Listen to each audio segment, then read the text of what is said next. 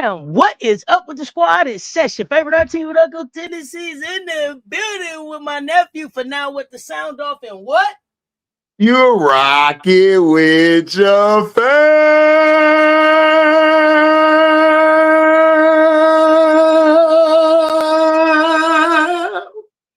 Yes. Some of y'all need that opera to get started. Some of y'all have forgot who we are, so here we are. They stepped on the wrong bus this morning. Oh man, somebody done woke up on the wrong side of the bus, woke up on in the wrong basketball court.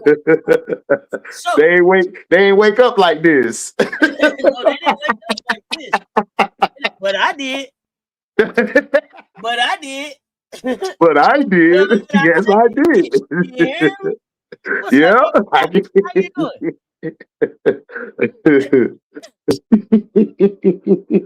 You know what? Sometimes you just gotta take a step back and reflect on things. You feel me? Sometimes you gotta take a step back and reflect. And then sometimes you gotta I understand why the youngsters be like, sometimes you gotta pop out and show them. Because sometimes you gotta show them. It's so early. It's so early in the season, right? Mm-hmm. Hold on. Go ahead. Oh, appreciate it on Road Trip for the $2 super sticker. Much love. Thank you. Make sure you hit the like button on all platforms, both platforms, and share it everywhere. And if you want to donate to us, Cash Apps and Super Chats work on both panels. And sign up to Auntie's memberships, man. The membership hitting.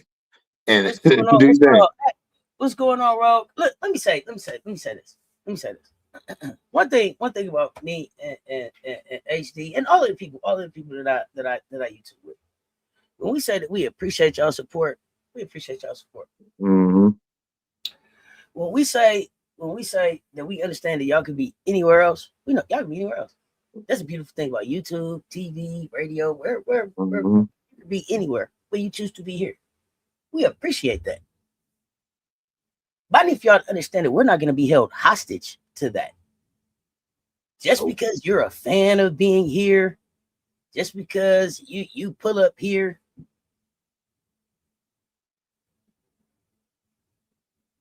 doesn't give you any real like entitlement or nothing to tell us how to react or how we supposed to respond to things. Yep.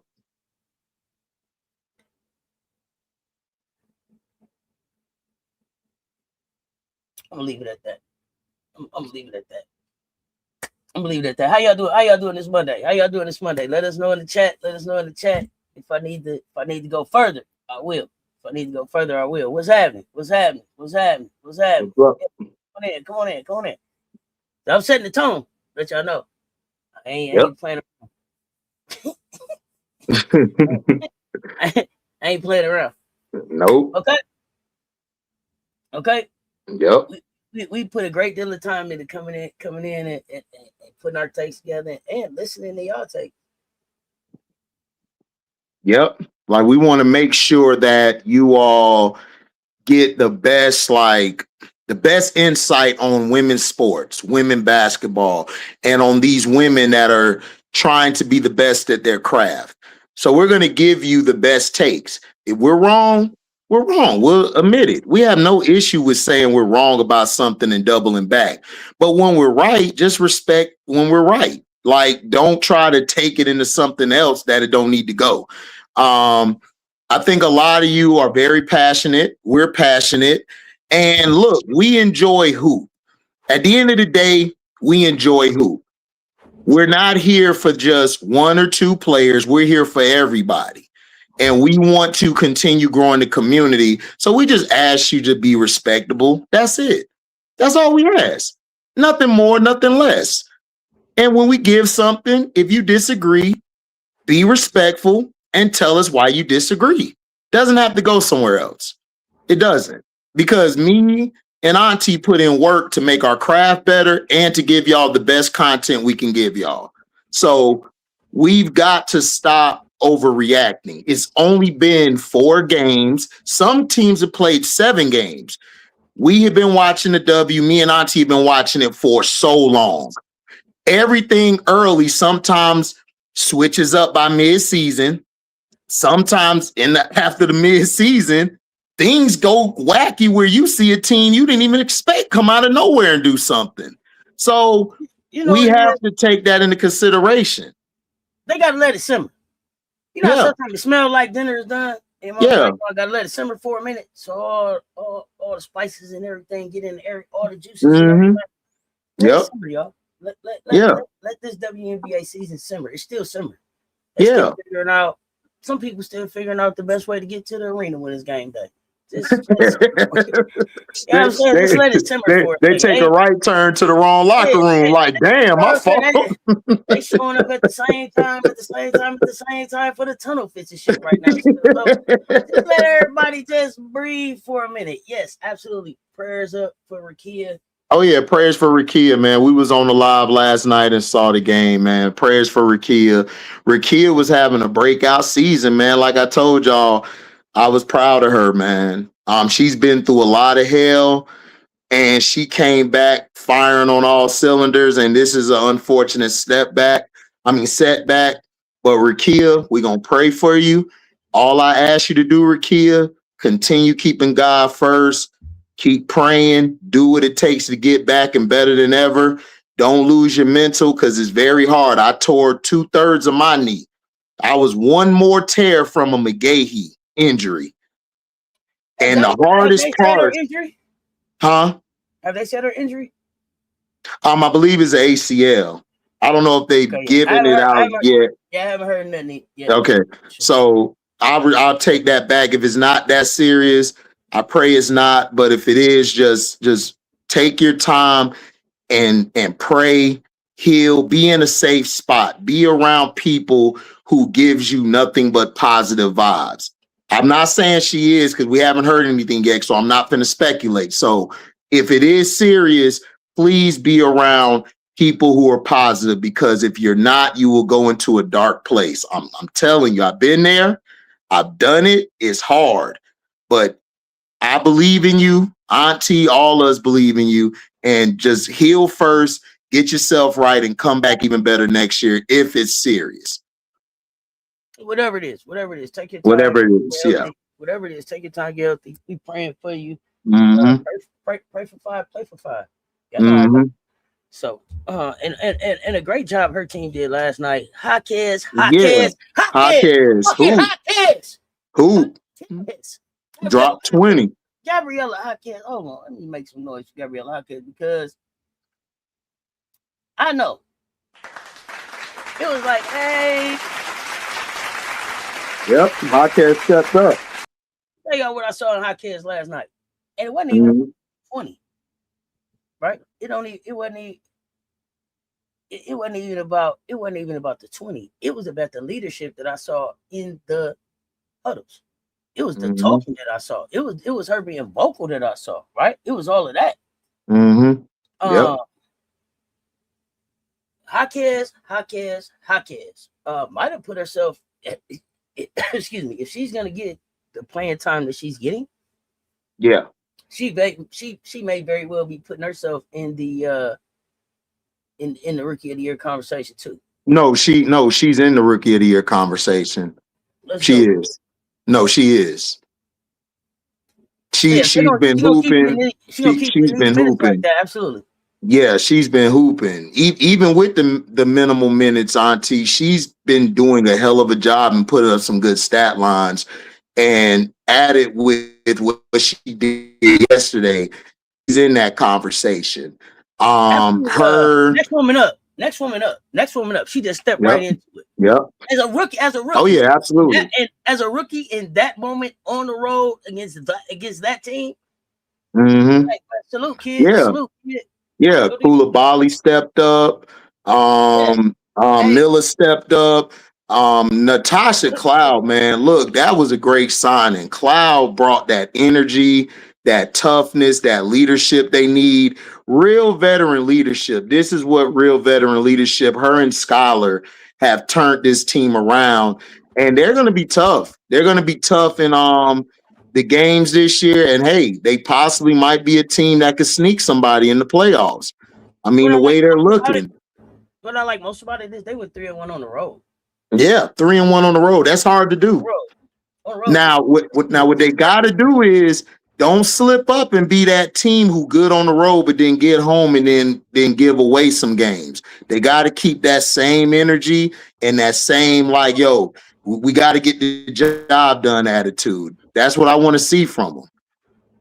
Yeah, it's gonna be interesting. Yeah, JC stepped up too. Everybody stepped up. Like Yeah, JC did step up. They all stepped up. Yeah.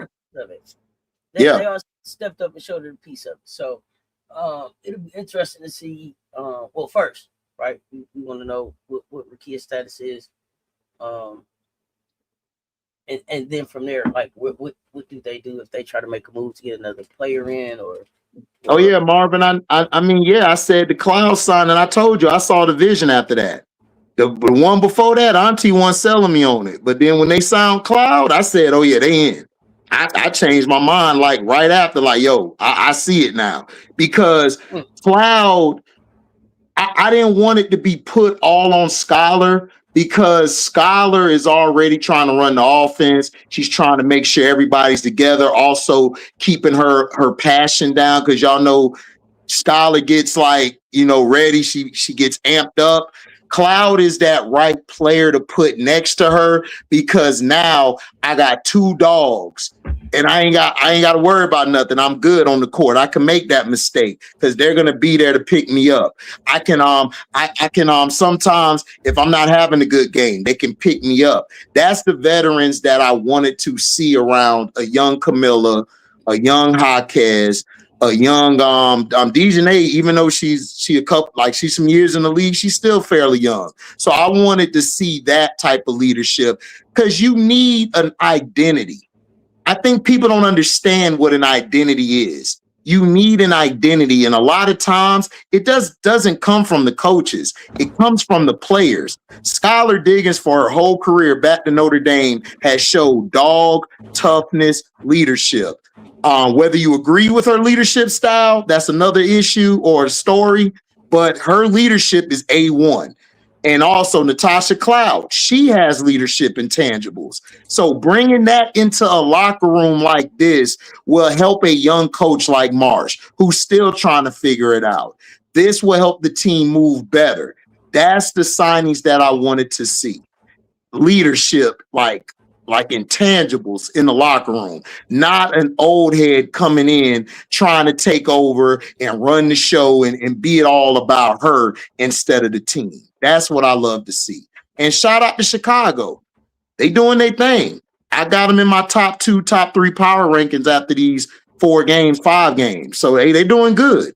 Just don't go home and slip up. Don't slip up. Keep on playing, keep on pressing. You got something special brewing. You got something special brewing.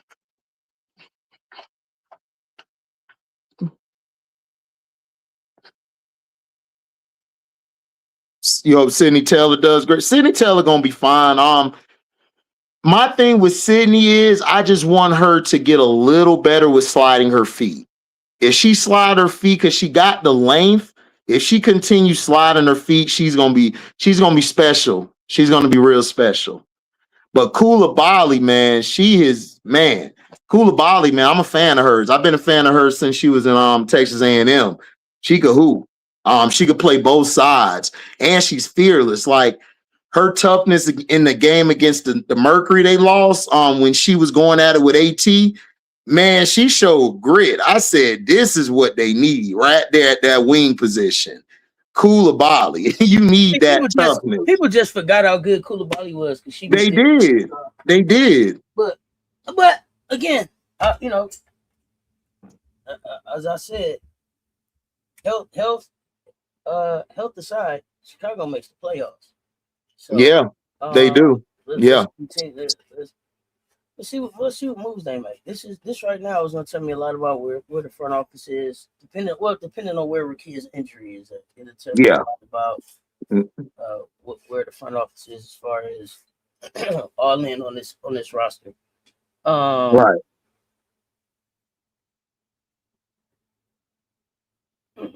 I haven't watched any pressers yet, really. I'll be honest, I ain't watched no pressers yet. I'm gonna have to check it out. Mm-hmm. They got to continue to play defense. People didn't realize Rakia was playing defense too. I don't know how many blocks she had over the last couple Yeah, games. Rakia's defense is Rakia's defense is picked up. Defense. Mm-hmm. But what up? So let's talk. I see. Somebody said they didn't like the Aces dream because if the dream had played that way the whole time, it would have been scarier or something. So let's talk Aces dream. Mm-hmm. I love the game. The game plan you could tell was to get physical with Alicia Gray, kind of get her off her get her out of rhythm. You don't want Alicia to get in the rhythm because that's scary. When she gets her rhythm going, her shot going, and then she's one of the best guards to get downhill, to get to the bucket. She's like I always say, Auntie, she's like in the top 2 or 3, possibly best like big guard to get down to the next level. Very, very good as far as handles, keeping Angel off the boards. The Aces did a great job. The thing I took from the Dream game is they got depth now. I don't think coming into this game, I don't think Smecko really was real keen to playing Navarre and Okot. He saw that they were down by I think it was 16, I believe, 14 or 16. And he just said, you know what? I'm just going to throw the Young Bucks out there. And Navarre and Okot led a surge in energy, led them back. Also with Pow Pow. Pow Pow, like I said, I've been very impressed with her poise. I've been very impressed with her late game situations. I think she's going to be one of the best down the stretch when the playoffs come. They showed a lot of character and fight. Hey, Carl, I told you at the end of last season, Pow Pow was the starting point guard. You tripping? Starting point guard. I don't understand why. Yeah, I don't understand why he won't, but hey, I thought they played with energy. Those 3 players to me were the highlight of yesterday, and then Alicia Gray as well. Alicia had a tough start, but she got her footing back, and she was able to help lead the charge back as well. Like I said, from this game, what I was trying to see was how we would be able to match up. And the matchups we were good at. The problem was I didn't like the starters in this game. I thought the starters get an F for me because I felt like, and it's not because of the first half, it's the third quarter. When they came out after the first half, they didn't have no energy. They looked like they were defeated in the second quarter, and I didn't like that. So Ryan is very much needed in that aspect of the game because I've noticed in the other 2 games when we were down, even though Ryan wasn't playing well from a statistical standpoint or from the game wise, she was still able to emotionally and mentally keep everybody under calm, keep everybody on the task at hand. With Angel, if she misses a bunny, she would tell Angel next play. If Nas has only got 1 point or if no points and she's kind of like getting beat on the defensive end, she could come to her and say, yo, you good? She knows how to keep Alicia, out of her head because sometimes Alicia get in her head and pout and get upset. She would keep her on focus. So that's one of the things that we miss. And also, credit to the Aces doing what they did.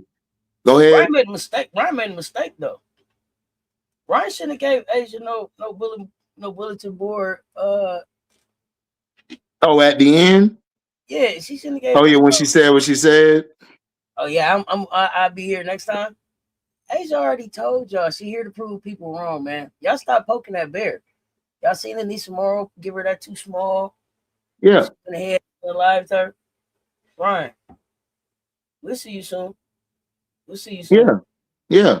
I mean, look. Yeah. And I believe by then the Aces I don't have a problem. A better understanding of their rotation. I feel like, quite honestly, everybody's like it was a great game. It was a great game, yeah. But also felt like I don't think it was a great game.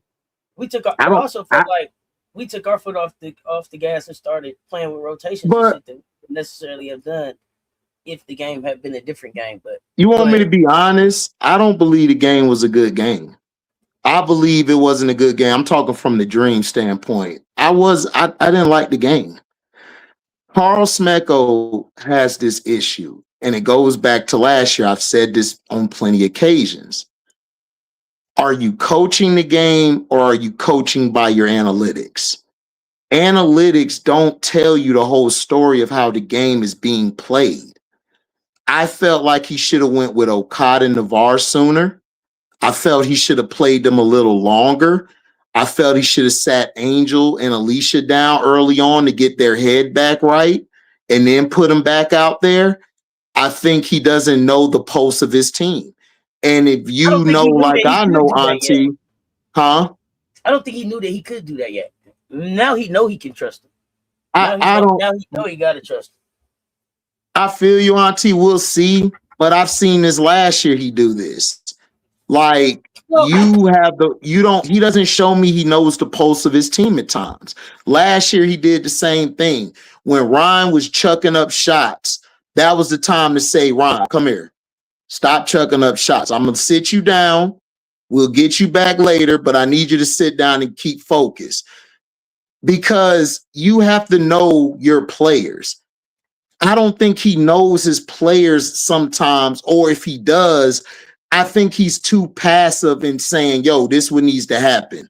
Becky, we talk our stuff about her, what she does, like what's her game plan moment, like what's the big moment of a Becky. No. I'm specifically talking about Navarre and Medina.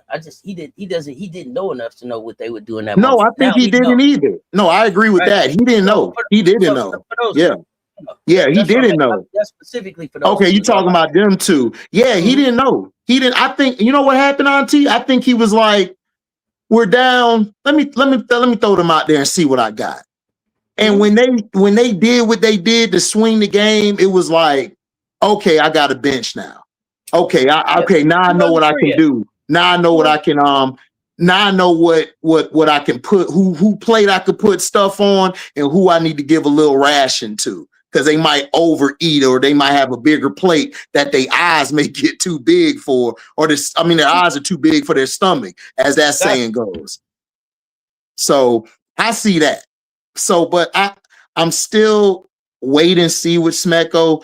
I still have my issues with him. I still think he don't have the pulse of the team, and I still don't think he knows situational basketball. He did. Oh, go ahead, my fault. I haven't watched Smecko enough yet to really. I watched him last year because I'm a huge Alicia Gray fan. Yeah, I watched more. To me, I think I watched more from a winning in spite of eye than really watching the coach eye. If that makes sense. So. Yeah, I understand what you're saying. Me, I've been watching them. Yeah. Yeah, I've been watching them even when they had Tanisha Wright over there. So I just don't like. I just want to see him take the next step in his coaching. You got a year under your belt.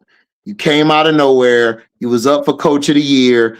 I need to see you. I need you to be harder on your players a little more. Not like a tyrant, but a sternness. Like, look, I need you to do this. You got to do this for me. This is what I want. When a mistake happened, hey, whatever. I need you to do this. I need you to get this done. Come here. You're not playing how I need you to. Angel, I need more energy. I need more of you to lock in. Come sit down for a bit. I'm going to get you back out there, but let me go with this. I need you to say, yo, I need to put this player here. I need to put this player there. I need to see that from him. I don't get that enough from him. It's like he's a go with the flow type of person, and I don't need that as a coach. I don't. Like, the issue with the Dream is they need a person to be firm and stern with them, because sometimes they jack up too many shots, or sometimes they turn the ball over when they don't need to. Sometimes they don't finish at the rim properly. They don't take enough middies for me either. They always is either a three or a drive to the lane or a tough basket.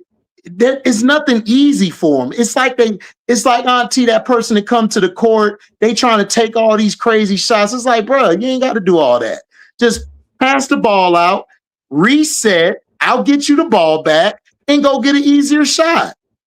They don't take any easy shots to me. And I'm going to be honest with you, I felt the Aces controlled the game from beginning to end. Even when that run happened, I don't feel like the Aces was like, oh, I'm worried. No, I just felt like they was just like, okay, another day at the office. And then this also worries me, Auntie. That last play where Chelsea got it, I would have had either Alicia or somebody in there on her, and then I would have put Navarre on somebody else. I would have let Canada sit for a defensive possession.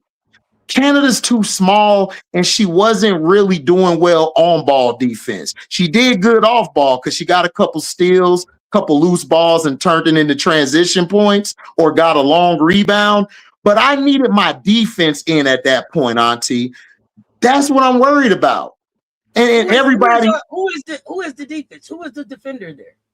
I would have put Alicia Gray on Chelsea, and I would have put Navarre on Jo.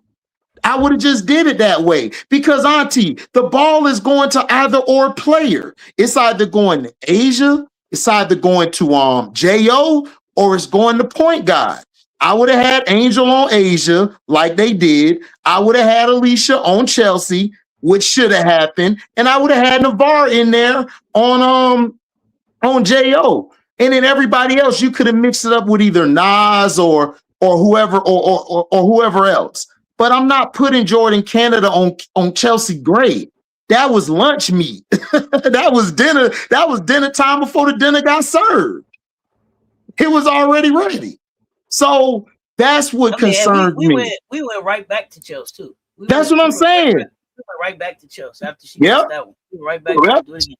Yeah, Auntie, you're going to go back to her. That's point guard. If nobody follow point guard, she's done this all the way back to Duke days. She's been clutch like this. So this ain't just yesterday.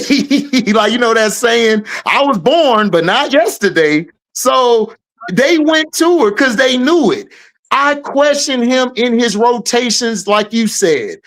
I would have went with another look right there. Now, Chelsea may have still scored on Alicia, but Alicia would have made it tougher for Chelsea more than Jordan Canada. That's what he should have done. And then on the last play, the inbound play, I needed Alicia just to take that shot because when she got downhill, that basically left it open for that defender to jump off of their player. And then Chelsea already knew you were going where you were going because she studies the game plan. She studies the tendencies. You get this little page of booklet. I felt she should have pulled up from that shot. She just finished beating you in 1v1.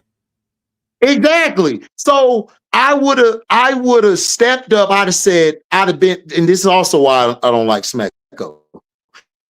Grabbed Leash and said, Leash, come here. They're expecting you. They're most likely going to expect you to get to the basket in this situation or get a closer shot. Once you get it, pull up. We're going to give it to you right there, a little bit past the slot of the 3-point line. Pull up, let it fly. Because if you miss it, I got Reese and I got Nas and them down there to get in and get a quick putback. I blame Smecko. I'm sorry, I blame Smecko for this whole game going like it was. And I know we got to blame players at times. Smecko's game plan and how he did everything, he never had a counter to what you guys were doing. I don't even take into consideration that run, Auntie. I just think that was just luck. He just got the luck of the draw because Okad and Navarre said, man, let's go hoop. Pow. Let's go hoop. That's just what it was. I don't think he's good at adjusting.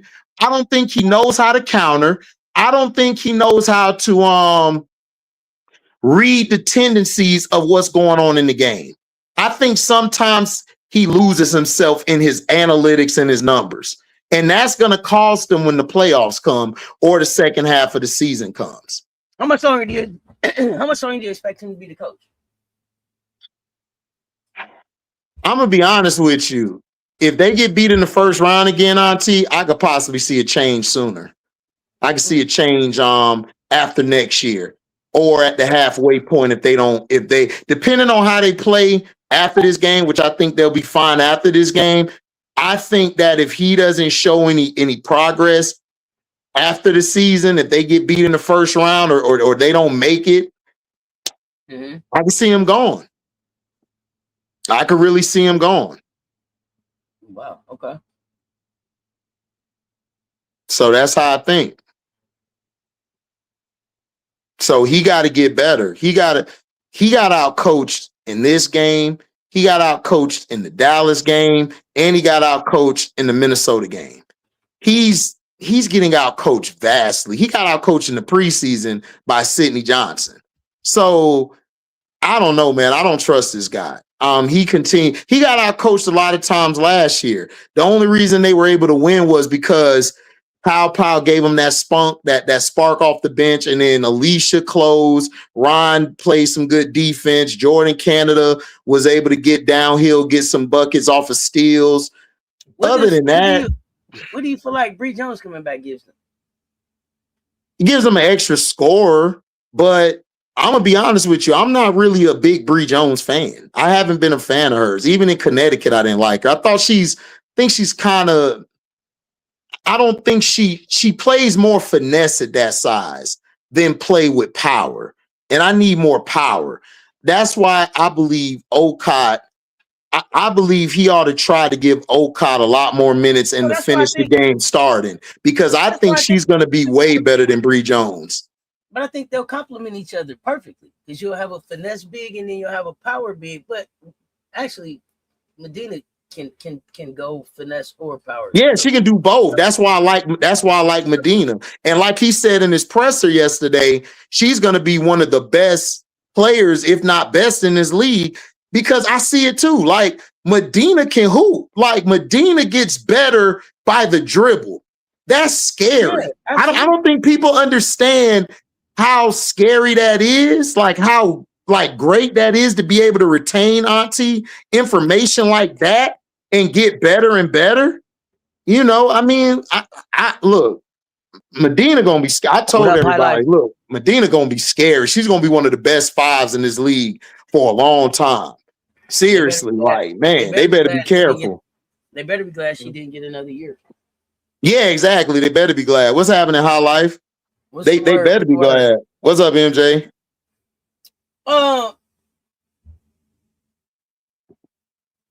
Aisha, you said that the Aces ran out of steam to do what? We closed the game. Really?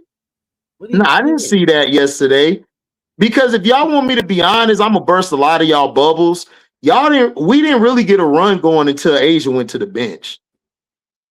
I saw us playing with lineups. I don't know. It was another day in the office. Emily, we're still just getting our rhythm back, so I didn't see us running out of steam. You thought we ran out of steam? I don't know what y'all watching, bro. Y'all was saying this yesterday in my chat. I'm like, where they ran out of steam at? I didn't see that. I see some shots not falling. I don't know. I see us not be as aggressive as we have been earlier in the game, but it wasn't like, oh, we can't run with Atlanta. Look at us, we're too tired. I didn't get that feeling, but I mean, and I don't know, like, ran out of steam would give the impression that, like, you didn't finish the job. We closed the deal. And yeah, they closed it. The poise was there. It wasn't like we was worried. It was like, what we gonna do? Oh, that play? Okay, yeah, well, let's run that one. Okay, go. Bang. Let's do it. Yeah, but Auntie, I told you, like I said, whole game, the Aces were in control. We were in control, and Jackie Young went 0 for 12. Like, right. That doesn't happen. Hey, like, your other nephew Scrub said, Scrub was like, I don't think we should be celebrating. Jackie Young didn't even score. So imagine if she scored. Yeah, I don't know. Y'all, Look, man, I don't try to laugh or sound. I don't try to be arrogant, y'all. I've watched basketball too much. I've seen this. I told y'all last year when the Aces started off slow, I kept telling y'all they remind me of the Lakers with Kobe and Shaq. That third trip to win that third chip. They just got bored, and then when it was time to be serious, they put belt ass. Like this, the Atlanta Dream needed, in my opinion, they needed that win more than the Aces did. That's just my opinion. They needed that for a confidence standpoint, for a builder, like a building block, like something to build off of. They really needed that to me. The Aces was like, okay, and like, yeah, like whatever. And then Ryan said what she said. That was stupid because even if you did play, they still didn't have Dana there. Because Dana's gonna be another wrinkle in their offenses and defenses. So again, you have to stop being, I think, in my opinion, they were too arrogant a little bit, and I think they're having a lot of false hope. I think they need to sit down, get back to watching film, and they got to work on themselves mentally as a team. Because if you think that the Aces, you could keep up with them because of yesterday's game, then I could tell y'all haven't been deep in the playoffs before, because that's the thinking of a team barely making the playoff thinking, or a team who hasn't been out the first round thinking, Auntie. So that's what they're looking like to me. I like the pace that we played at. Like I said, to me, it's okay. I know, okay, if this gets out of hand, oh, we can go right to that and just blow this whole thing up. Okay, good. We got that in our back pocket. Let's try some shit now. You know what I mean? I don't know. To me, early in the season, it's okay to play with those games like that, especially when you got new players and players trying to figure out when to go, when to stay, when to pass. You got a chance to get some good run with CPT on the floor. Alyssa Thomas was doing her thing. You got a chance to see what are the things you can exploit when Asia's sitting down resting. What are those things? Those things that don't work. What works in this type of situation? So to me, it was a lot of, I get to test a lot of stuff in real time because if I need to, I can shut this down. Right. I may just be arrogant like that, but that's how I felt about what I saw. No, it's not even about arrogance. Like they play like if you understand pacing, which you understand, I understand, Rob understand, Coach Coleman understands, everybody understands. Pacing, you could tell that the Aces, the Dream played into their hands. The Aces they already knew what time it was. They came out ready. They punched them in the mouth. They fell back. They were on a 1 count. They got back up. But at the same time, they still controlled the whole pace and they controlled how the fight was going. And even with the run happening, it still felt like the Aces, if you look at body language and look at how everybody's acting, the Aces was cool as a fan. Atlanta had their heads down. They were very jittery, like very like confused. They're still learning each other too. They're still learning each other too, and trying to. No, I understand that. Yeah, and they could get better at that. I just got to go off of what I've seen in the game, but it could change the next game. It could change the game afterwards. Green Thumb, I appreciate the super chat. Let me play some music for you. Answer that, Nephew.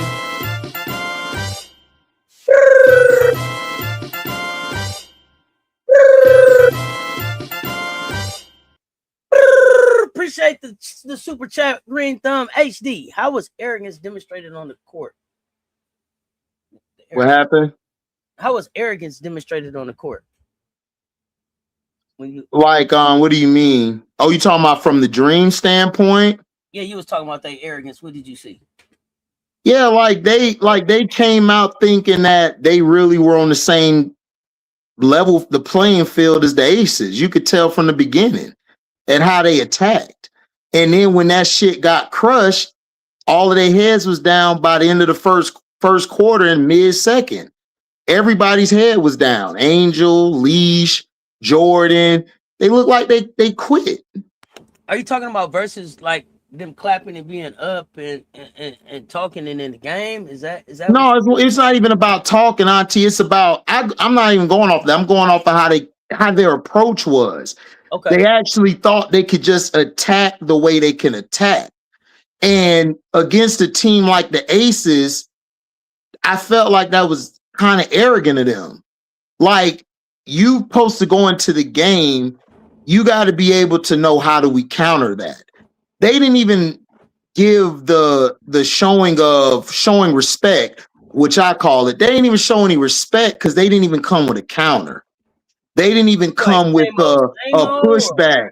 Yeah, they just came with the same old, same old. Everything isn't good. I'm just gonna shoot a three, or everything's not good. I'm gonna drive to the lane just to drive in the lane. It's like, that's not gonna work. Like, you say that why would you think? Or coaching? Would you say that that's the players or coaching? If, you know, same. I think it's the coaching. I put the game all on the coach because I didn't like the game plan when he came out with it. He came out with a game plan like, we got a good enough team to go at you. What did you're down Ron Howard. In their energy. What did you see that was different in their energy versus like how a team supposed to come out like, yeah, I feel like I can win versus the arrogance? What was that? What was the difference? If you watched it, okay, when they got down, their body language fell. Like, their heads were down. They just looked at like they were like defeated. If you go back and watch them against the Wings and against the Lynx, even when they were down against the Lynx, they was down by what, like 19? They never had their heads down. They never felt defeated. Against the Wings, they had a stretch where they were bad, but they never had their head down. They never felt defeated. In this game, they tried to come out punching. It failed. They all look like, what else are we gonna do? That's coaching. Like, you gotta come with something different. If something's not working, it's okay to say, let me sit down my best players real quick and give something a chance. I really believe Smecko had no idea of what Navarro Cock could do. He just threw them out there and just hoping for something to happen. And when it did, he was like, oh, okay, then. You know, it's like, I don't know. I'm different. If I'm going against the champs, I'm coming with a counter on counter on counter. I got to be able to recognize things. It was a couple times they had a mismatch in the paint when one of the guards was on either Angel or Nas or either Medina. They didn't even hit him. They just went into doing their action. It's like, that's interesting. So it shows me that they either don't pay attention to detail or the coach is not as good as he thinks he is. He doesn't go off of the flow of the game or how the game is happening at hand. He's going by a number. And I don't like coaches like that because your numbers may be different in the game. It's not going to go as according to plan. You have to go into the game thinking they're the champs. They're going to shut all this shit down I do early. How can I counter that? You just have to have a feel for it. You just have to know, okay, how do I put this player here? Let me put this player here. This player may not be shooting the ball well, Auntie, but if I put this player in this position in the corner three, the defense still going to have to respect that player. I don't think he took care of that. I don't think he took advantage of the mismatches or how to play chess. He was playing more like checkers or Connect Four. He wasn't really playing badminton or chess yesterday. And I think the game. So the arrogance for you was in the coaching and the scout then. Yeah, the coaching and the scouting and everything. It was like, you really thought that was just gonna come in and just work like that? Like, bro, this is a championship built team. This is a team built for big games or moments or anything. They've seen every iteration of offense or defense thrown their way. You have to come with how they attack. They attacked you. Okay, this is how I got to counter that. This is what I need to do. Maybe I need to put a player here. Maybe I need to go to Pow Pow a little earlier or stay with her a little late. Maybe I need to stay with this player a little late. Just key things, Auntie. If this was a game 7 or hell, a game 1 that was pivotal, we would have got our ass whooped. Seriously, would have got our ass whooped. I didn't feel comfortable or confident in the coach. He got to show me something different these next coming games. After 10 to 15 games, I have a better assessment. But right now, Smeko got an F for me. He got an F on the season. I don't think he prepares the players correctly. I think he's scared to actually be a coach. I think he's scared to actually try something that could help the team get better. I'm sorry, I just don't see it. I think he's a guy who's like, I got a talented team and we can shoot the 3. If all else fails, we're going to shoot the 3. We're not going to think about how we could get Angel in some actions to get her an easy bucket. I don't know how we're going to get Okada in action to get an easy bucket. I don't see that from him. Like Alicia was taking too many tough shots yesterday. I don't think he drew up one play to get her an easy bucket or have an action ready to get Alicia going like real quickly. Everything to me came off of the energy of the Young Bucks coming in and them getting, playing a little better defense, and the Aces just, being complacent down the stretch, like just looking at it as, okay, whatever, just trying stuff like you said with Becky. So he got an F right now. I don't like what he's doing. This is your second year. I expected more from him. He's really letting me down. Like really letting me down. Like I don't really believe in him as a coach right now. He got to show me something. Maybe I'm too hard or too harsh, but I just expected more. What grade did you give him last year? Last year I gave him a B plus. Okay. I didn't give him an A. I didn't think he was coach of the year either because down the stretch I didn't like the rotations. I didn't like some of the situational basketball he was exuberating. There was times when Leash would go cold. He still didn't find a way to get her an easy bucket. I don't know, man. Like last year, you got to be because I counted for him being a first year coach.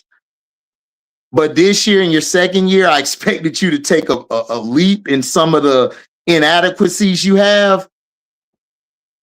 I'm not seeing it. He got an F for me right now. I'm sorry. You don't like what you see.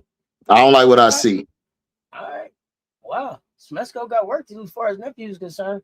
Yep. I ain't watched enough to have an opinion on him and where the team is at. I'm gonna be honest. So that's cool. Yeah. I'll watch him more. You know what? I saw the success of the team compared to Tanisha Wright, and I just didn't give any thought to how he was doing as a coach. It just it seemed like they were fine. So I'm gonna have to pay attention over there. Put something on my radar. I'm gonna have to go and check it out. And I have to go and check that out. So we'll see. Yeah.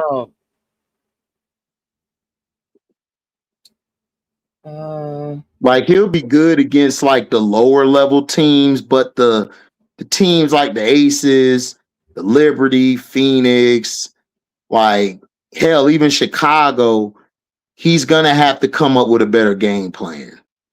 He just is. Because the way he's looking, it just doesn't look good to me. That's fair. Let's talk Britney Sykes. Britney Sykes dropped 38. Your thoughts? Britney Sykes? Yeah. Man, they finally pushed the ass off the ball and let Kiki run the point, which they should have been doing. Britney Sykes to me is a 2-guard. And when she's in that position to be the 2-guard, you get the best Britney Sykes. When she's trying to run the point and get everybody involved, that's when you get the bad Britney Sykes because she over dribbles or she over commits on something. This game against the Sparks, her playing off of the ball allowed her to score in different spots and the defense couldn't key in on her.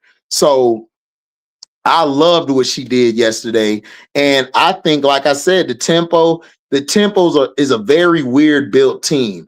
They're a team that can either make the playoffs or they'll be above being one of the 4 teams that are bottom feeders.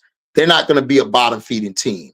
So her being in roles, being a leader for them years, especially with Washington, is helping her. She's able to get everybody involved, keep everybody's head cool. Sandy's able to get on her when she needs to. Britney not taking it to the heart and going out there and taking everybody under her wing. She had a hell of a game yesterday.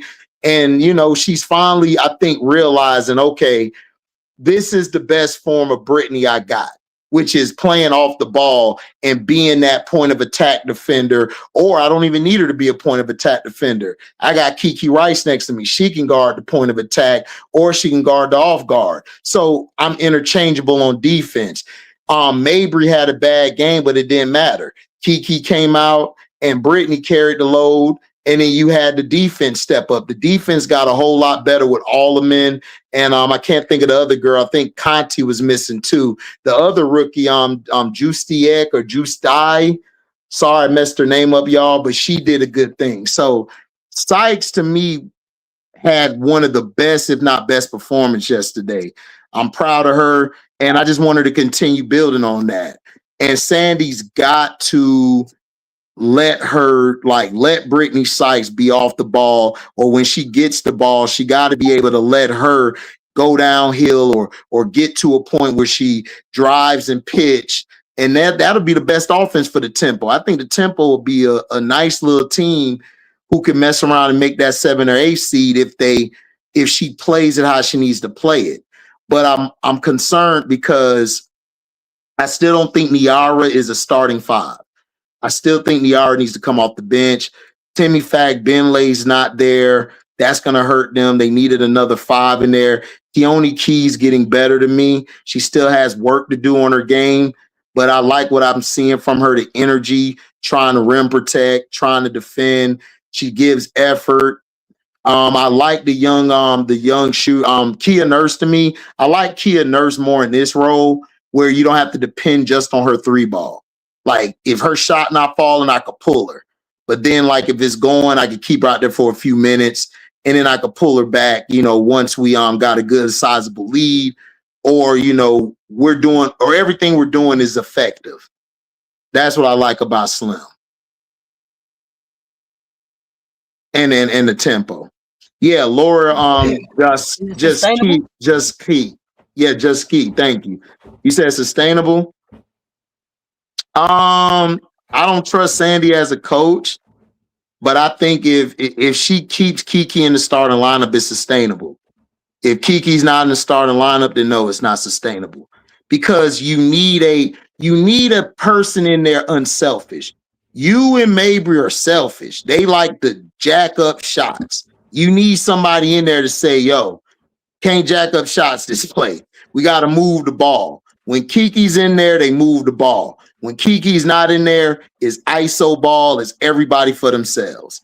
That's from what I've been seeing from them since preseason and now. So she needs to be in that starting lineup, and Sykes needs to play off the ball. They need a stopgap player in there, and I think that's sustainable with her starting. Okay. I don't know. At the end of the day, I'm asking the same questions about a lot of teams. Toronto, you're gonna be able to score. Who's the defender? At what? You talking about at the perimeter or the post? Perimeter, the post. Who's your defensive face? Who's the defensive face of your team? I think Slim is. I think Slim is their defensive face, and then in the paint, they're going to struggle because Timmy's not there. So Niara and Keone Key are going to have to step it up, like down in the paint. And I think with experience, I think Key could be a very good steal for them in the paint. Okay. Sandy just has to get out of her old ass feelings, like how these old coaches be, and you just got to play them. Like, you're not winning a championship this year. You could mess around and sneak into the playoffs, and you could build off of that for next season. She got to get out of her way, because Sandy's used to I got a veteran team and I just play my vets. This not the old WNBA no more.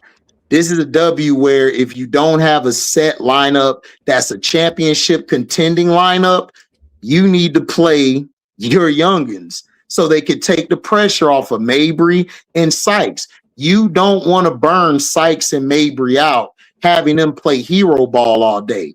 That's not a sustainable offense. But if you have a player that's a real legitimate point guard and has the ability to switch off playing on the point of attack defense, that will help save Britney and Mabry for the long haul, because Mabry ain't no damn defender. So now that I got Kiki out there, I got two defenders that can hide Mabry. And Mabry got to also take better shots, which we know Mabry's career has been what? Shot chucking. So when her shot's not falling, I need Mabry to do other stuff.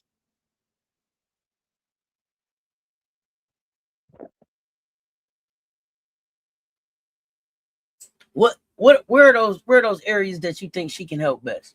Talking about Mabry when her shot's not falling. Be a help side defender. Dive for loose balls. Play the passing lanes. Give effort. You're not going to be a lockdown defender. You got to have that mindset, Auntie, to be a lockdown. Like, you got to wake up, eat, sleep, and shit defense. Like, you got to wake up, eat, sleep, shit. I'm taking this person out the game. She ain't got that mindset. She's all offense, 2% defensive. That I need her to give me effort. I need her to dive for balls. I need her to stay active on defense. That's what she needs to do if her shot's not falling. And if she does that, Toronto will be a dangerous team to try to get to the playoffs. They could actually get there, but she got to want to do it. Like, that's something about Mabry. When her shot's not falling, Mabry slacks on stuff. So, but help defense, if she can get that up to par, I'm good with Mabry being on the floor. Especially when her shot not falling. Because her shot can wake up any time in the game, and then we good to go.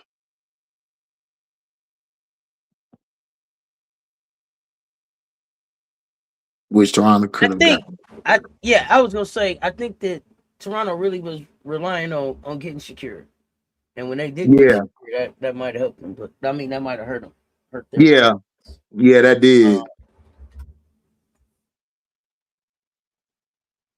Yeah, that did. Because I mean, they would have this team. If they had Shakira, they definitely would have been a playoff team with Shakira. I like the way Shakira is playing in Washington.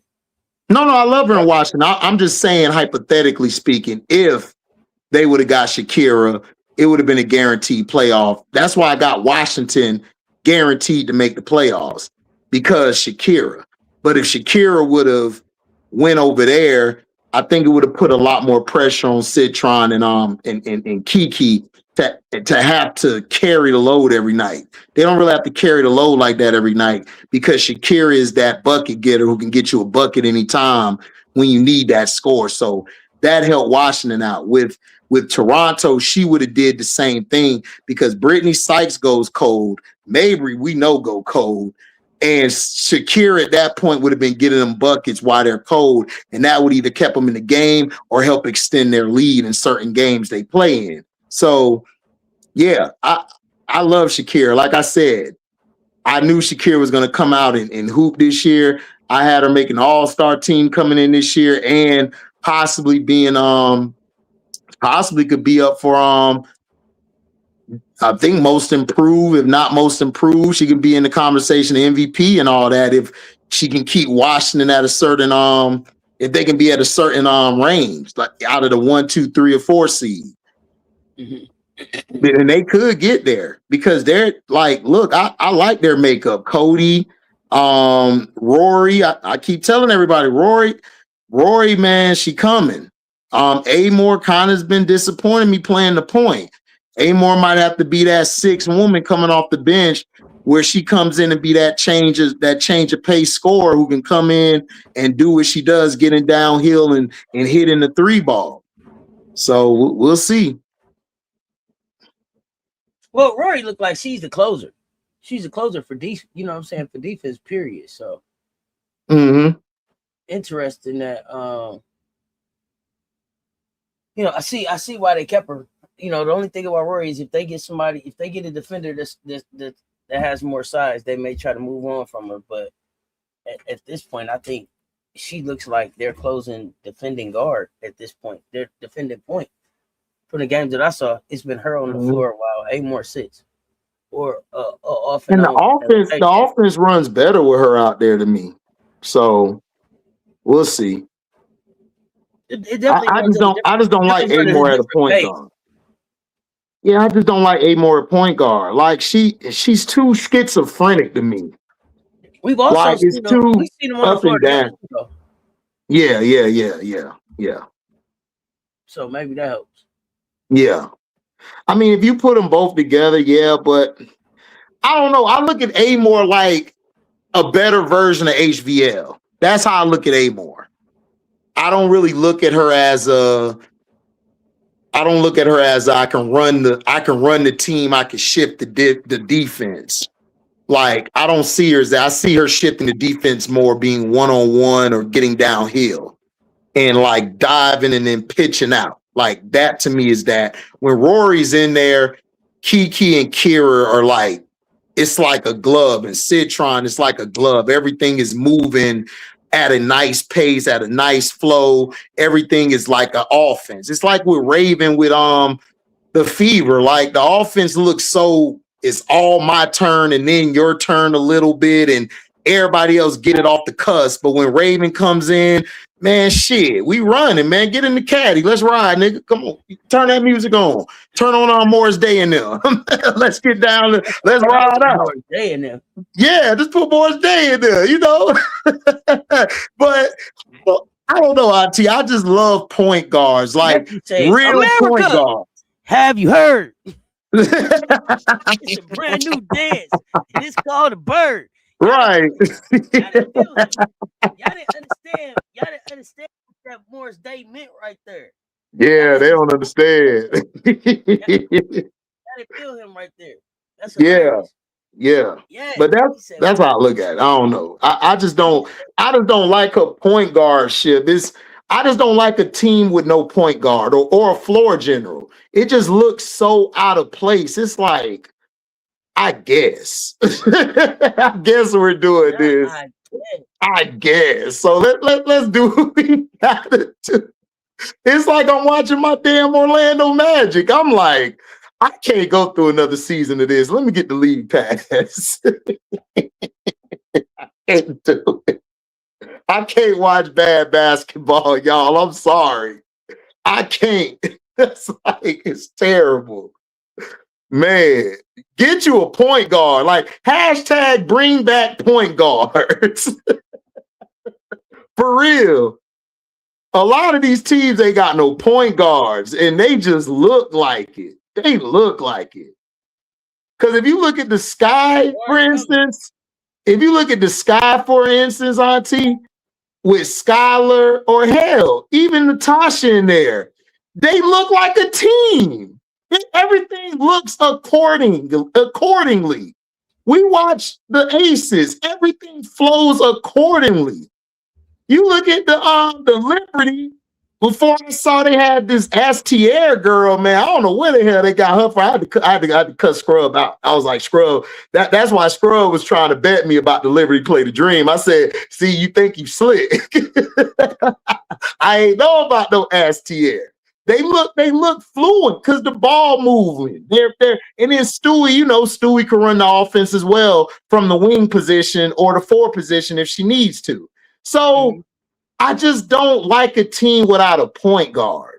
Like we need a for the dream.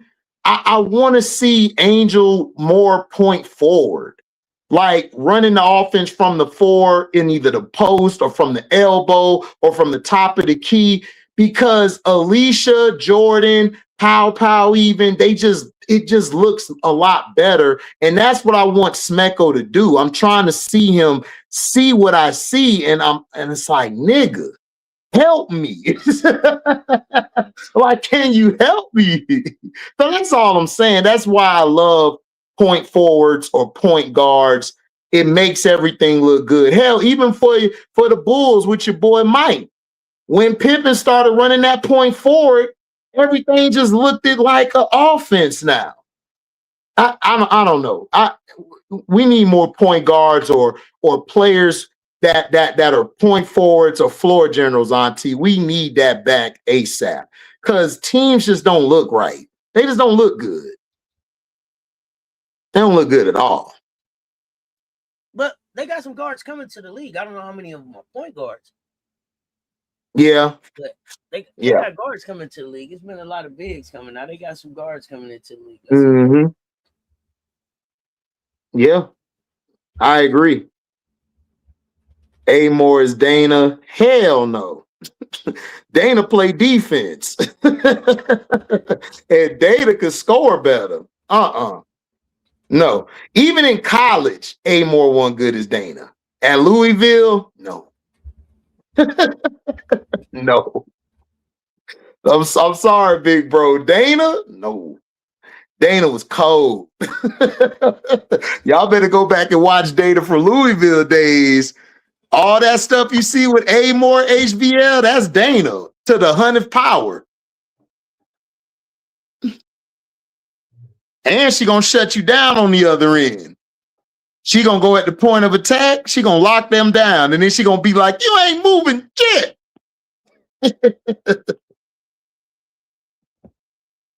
Yeah, my T girl, that's what I'm saying. Like, let Angel run that point forward because I'm gonna be honest with you. Atlanta would be more dangerous with her running that. And then I would have Okot play the paint, play the dunker position. Man, Smack will get on my nerves, man. It's so much things you could do with this team, man. Smack was letting them down. He letting them down, y'all. Letting them down. But Washington, man, look, Washington, y'all, they dangerous. The thing I worry about Washington, though, is closing down the stretch because they're young. And I wish they could have gotten Alyssa Clark. I wish Alyssa could have stayed, but I understand why she went to Dallas. It would have been on point. Like her leadership would have helped them out a lot. Not saying Shakira and them don't lead. Please don't take, because I know y'all like to say, oh, they can't leave. No, Auntie, I got to put that out there because you know we got people on the internet. You want them to be able to learn how to close as a team. That's all. That's all. Yeah, I still think they can close and learn. I just think Alyssa would also help speed it up a little faster because Alyssa's been on championship teams with the Aces. I believe in Washington, or no, not Washington. Excuse me. I'm not say Washington. Seattle.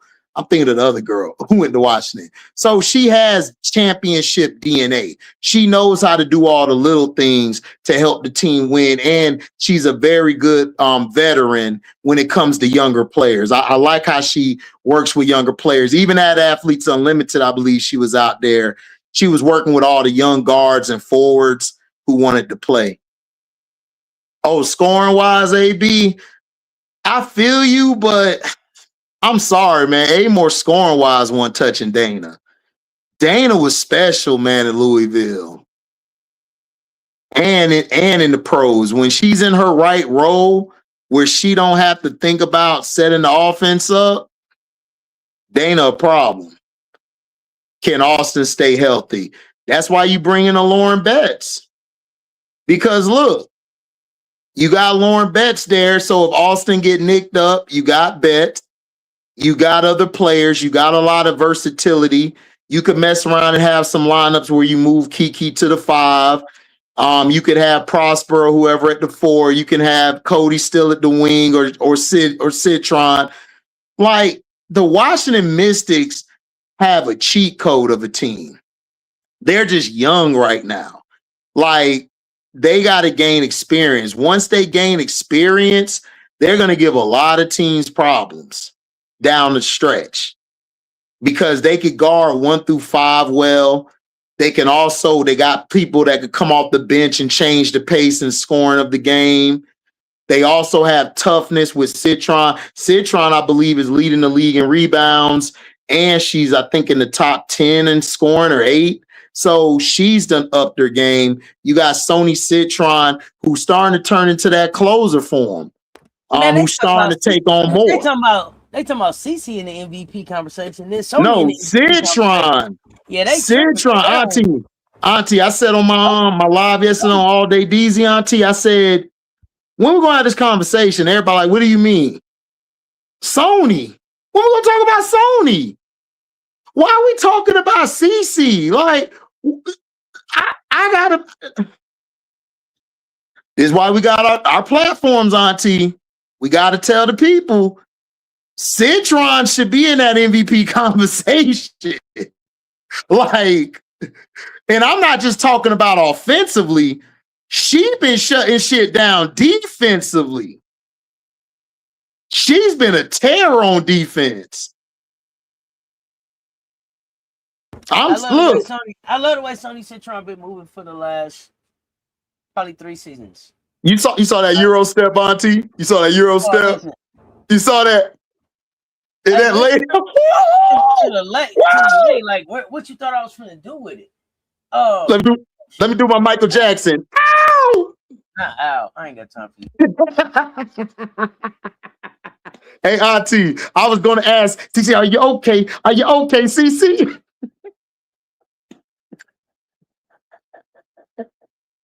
Got cooking. You hear me? Citron, goodness.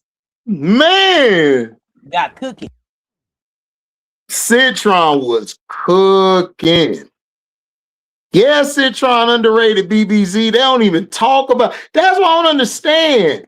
Like, y'all talking about all these frauds. Like, talk about Asia, Citron, Kira. Like, bruh, Sykes is out here. Like, bruh, we shouldn't be the only ones bringing up these hoopers.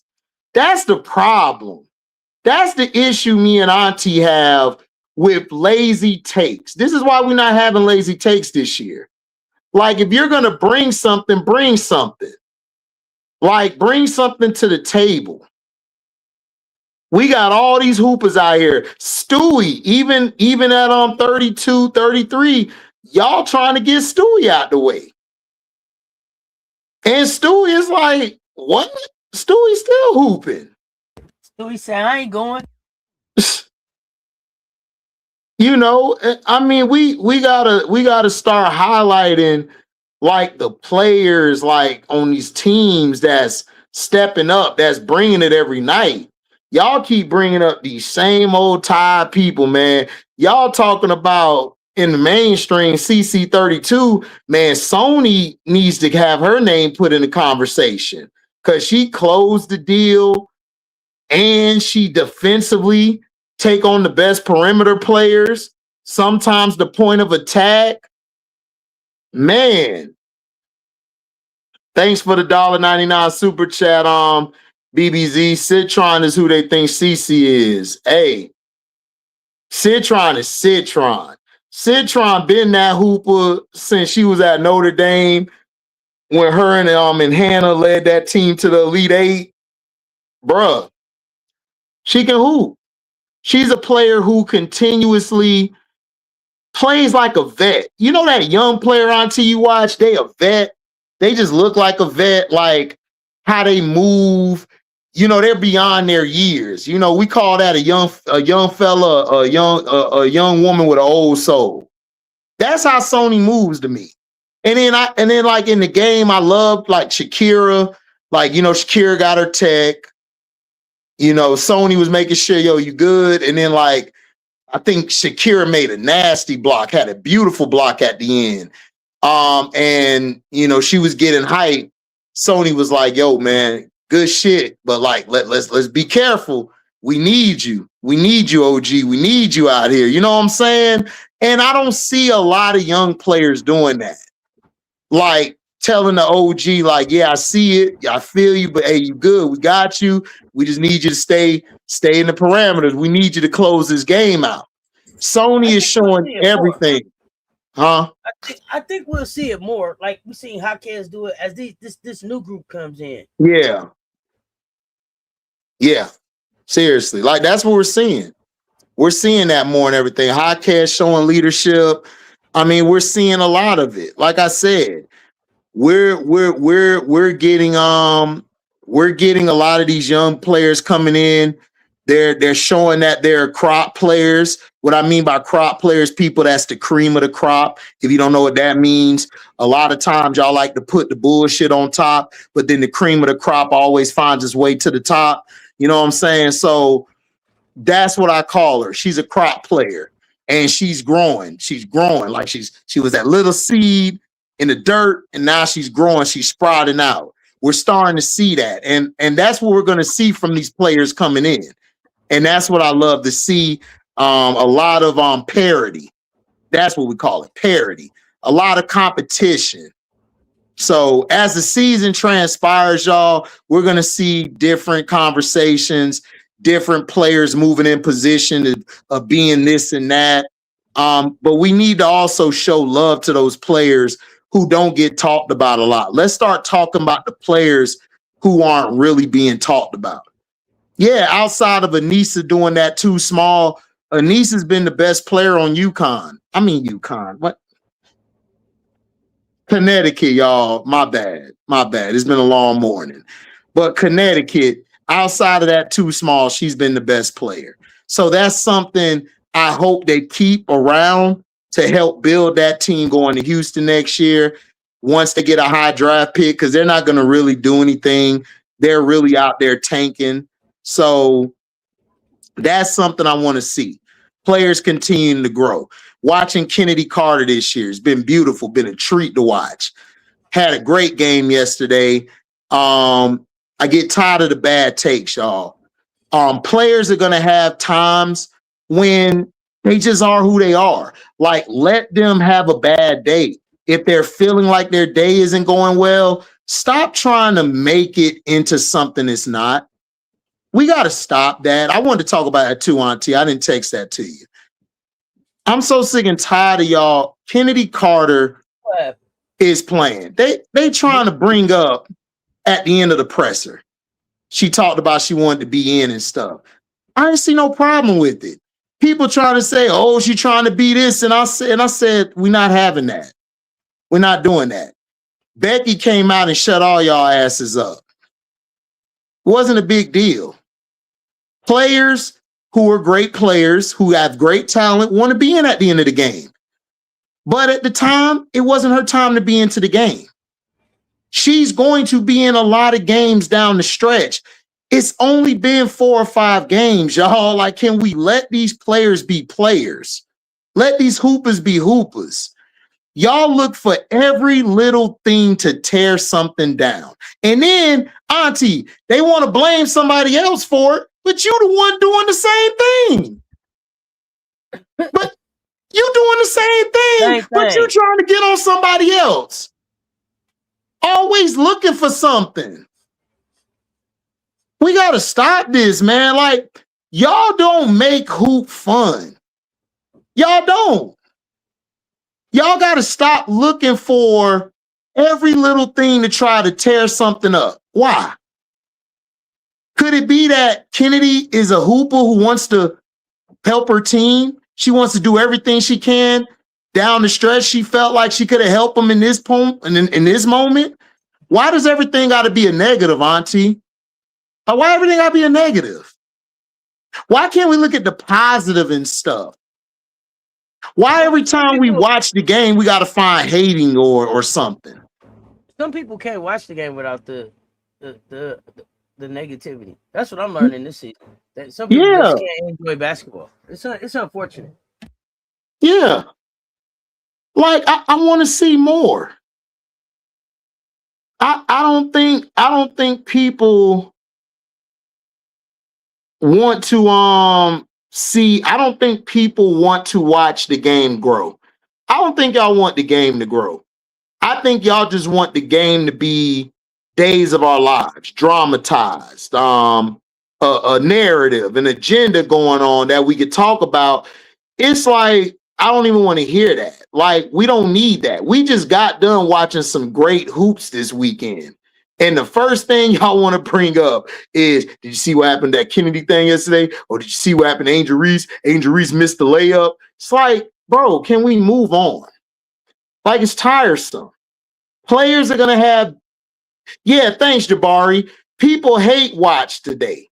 That's all they do. They hate watch. Angel first 2 games were good games. Not a peep. Last game had a bad game yesterday. She shouldn't be in the W. Miss Layup. Kennedy went to the pressure, said that she felt like she could have helped down the stretch. Oh, you know what I'm going to do now? I'm going to make this a negative. HD, you saw what Kennedy said? Bro, like, no, and I don't care. I don't watch the game for that. I watched Kennedy get some hoops in yesterday. I saw Kennedy bring the crowd like, ooh, doing some moves. Why Yeah, but like that? everybody on the bench should have felt like they could have brought something if they wasn't on the floor. Everybody Right. That's how it's supposed to be. That's what I love about Kennedy Carter. She's a competitor. She wants to win. It's okay. Like, everything doesn't have to be a couch, like what do you call it? Everything doesn't have to be a psychological course or a psychiatrist, or you're sitting at the chair. Everything doesn't have to be micromanaged. The game is the game. Whatever happens, happens. Time to move on. Y'all want people to feel the way you feel. That's what y'all want. Y'all want people to be mad like y'all be mad. I'm sorry. I made my platform to cover the game, talk about different players who are hooping. We got players that are shining. We had Jaquez have a good game yesterday. We had rookies stepping up in Kiki Rice, who finally got ticked. We got other rookies in the Nokic girl out of the Nokic girl out there in Phoenix. You got her. You got the girl who hooping up there in New York, Astier. You got a lot of young talent in the league, but you know what people want to do? Y'all just want to hate watch and tear stuff up. That's it. Like, it's tiresome. Don't nobody care about that. We just want the game to be the game and enjoy the game for what it is. That's what we're trying to do. Y'all talk about Asia Wilson being boring. Asia Wilson is on par to have probably one of the greatest careers we've ever seen in our life.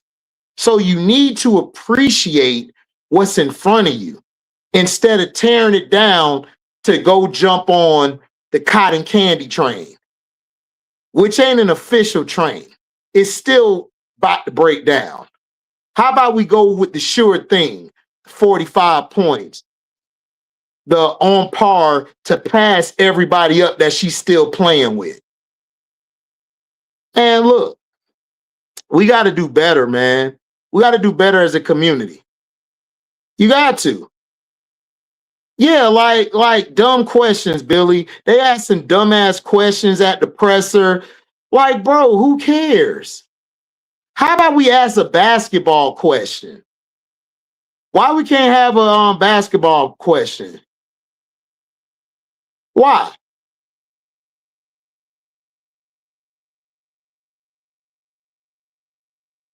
You know what I'm saying? Let's do that. That's all you got to do. Just do that. Just show. It's all about the clicks and the views and the clicks and the views. Yeah, that's all it's about. And I'm just sick of it. Like I posted a thing, Auntie. I said, because everybody was tripping, I said, Angel doesn't have to be Asia Stewie to be a first ballot Hall of Famer. Why are we judging her like that? Camilla could be a first ballot Hall of Famer. She don't need to be Sylvia Fowles. You know what I'm saying? Like, let a player be a player and grow.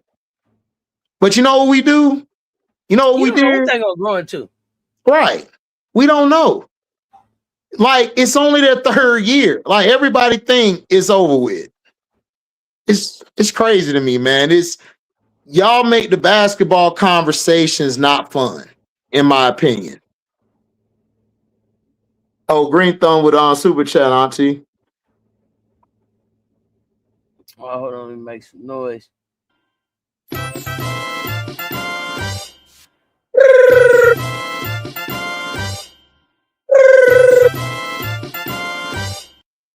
Appreciate the support. Appreciate the support, Green Thumb. Yesterday was my first in the arena WNBA experience. I felt no negativity until I logged on the internet. That's where it's exactly. at. Exactly. The narrative.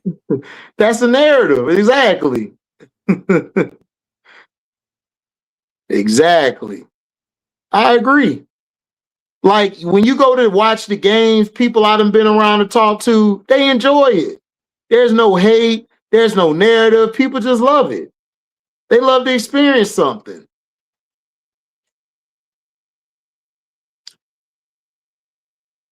Right, exactly, MJ. Exactly. It's always a narrative.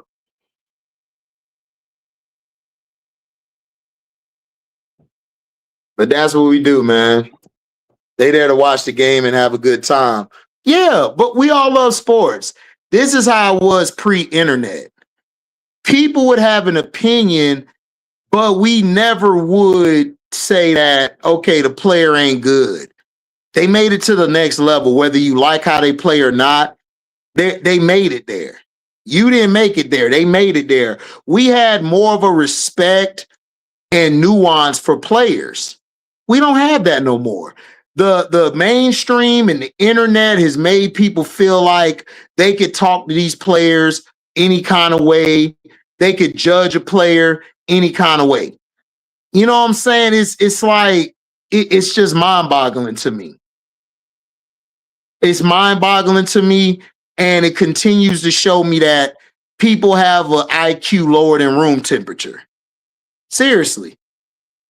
And it's not fun. Like like I don't wake up like yesterday. Somebody got into the debate with me about a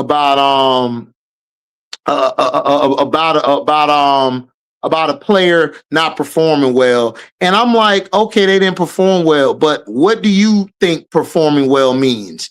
Sometimes, what if the player's asked not to do certain things on the floor? They may need to play a role or fill a role. Y'all don't even understand how to be a role player in y'all life. Y'all can't even be a role player to your partner or your spouse. Y'all want to dominate the conversation. Y'all want to dominate everything. Y'all want to know everything. Y'all don't want to communicate, but y'all gonna go tell these players how to play the game. Man, stop. Y'all a trip. Y'all a trip. These players are out here to try to win the game. Period.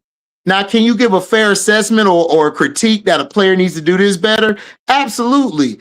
But to say a player ain't gonna be shit and you haven't even they haven't even really like played a 5 or 8 year career yet, we don't know where to place them at.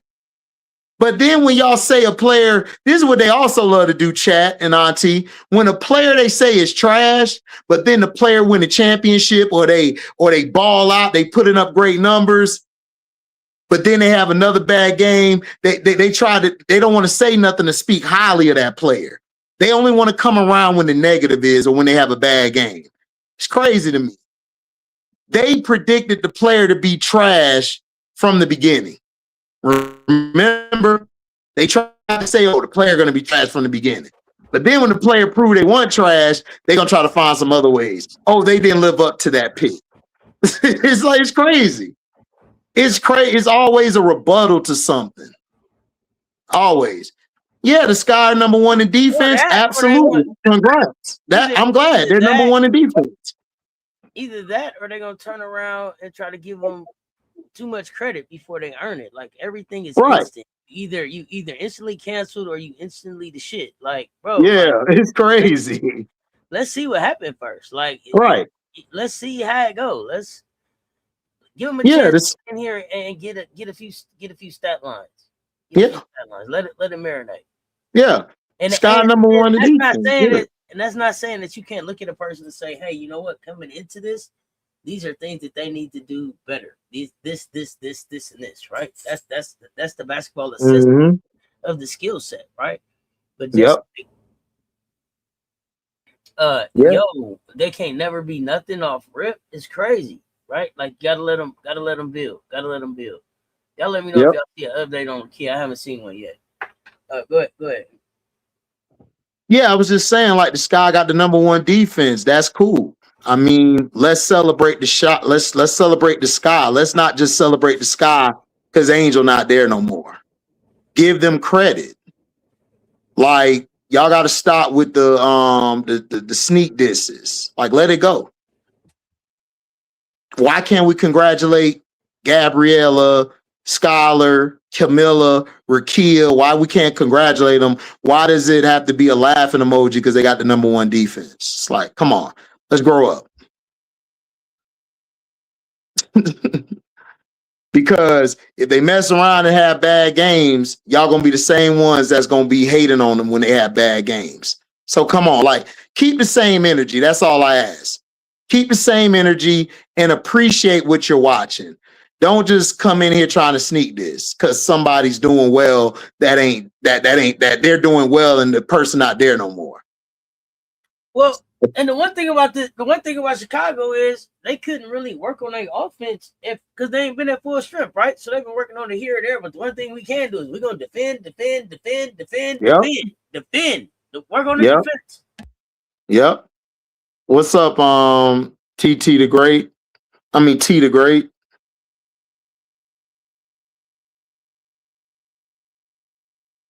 Yeah, Jay, I ain't expect them to be that good defensively either. They've been locked in defensively.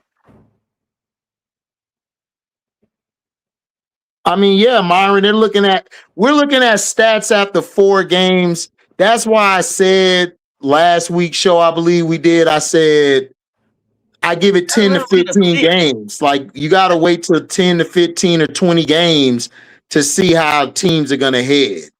Like you can't get a gauge off of 4 or 5 games. Let these teams get healthy. Let them get some right. Right. Let them have their first locker room argument and see how they bounce back from that first. Right. Y'all already ready to finish the product. Oh, this team is like this, and then the team go on a losing streak. Y'all ready to say, they won shit anyway. I'm like, damn, bro. Like, give them a chance. They could bounce back from that 8-game losing streak. Yeah, I could tell y'all want hug growing up. Y'all wasn't giving no food. Y'all wasn't giving no cheesecake. You know, I could tell. Y'all just be mad, like ready to fight somebody off a damn game. It's crazy to me. And then Auntie, they love to be right. They got to be right. Yeah, remember you said this, HD? I'd be like, yeah, I was wrong. Oh, yeah, but you got to say this. I was like, what else you want me to say, bro? You was right. I was wrong.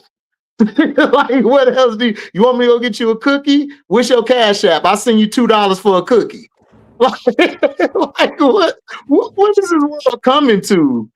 Like, we can't even conversate no more. Everybody needs a reaction, or like you said, an instant instant viral moment. That's what they need. Yeah, I mean, you got instantly like, or you got to like it or dump it, right? And from the first time you see it, you can't walk away from it. You can't take it in. You need to, right now. So, it's an instant gratification type of society that we live in. It's unfortunate because it's not an instant gratification type of game all the time. Sometimes you gotta let the game build. You gotta let the game and the chemistry and the team itself build. So it's some things that you can look at and be like, hey, you know what? Based on what y'all had last year and where you at right now, it's not looking so good for y'all. And some other, it's like, I don't know what the hell y'all doing because y'all just right. So let me see what y'all do. Exactly. Speaking of, let me see what y'all do. What do you expect from the Portland Fire team going forward, based on what you've seen from them?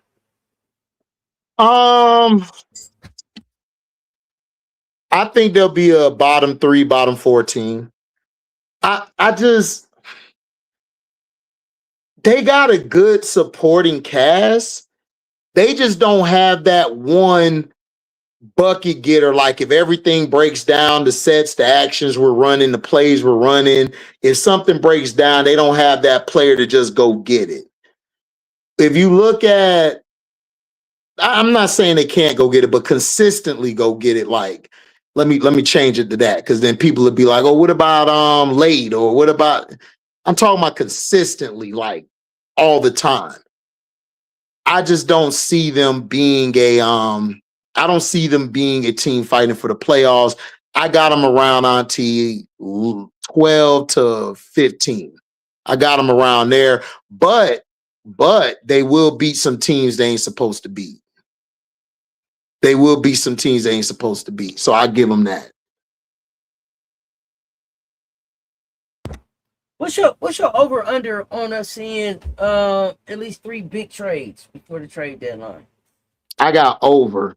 I think we're going to get a trade for the Dream. I think we're going to get a trade from possibly Chicago. Mm-hmm. And I could see a trade from. I could see the Wings making a trade. Still, okay. Yeah. I can see those 3 teams making a trade.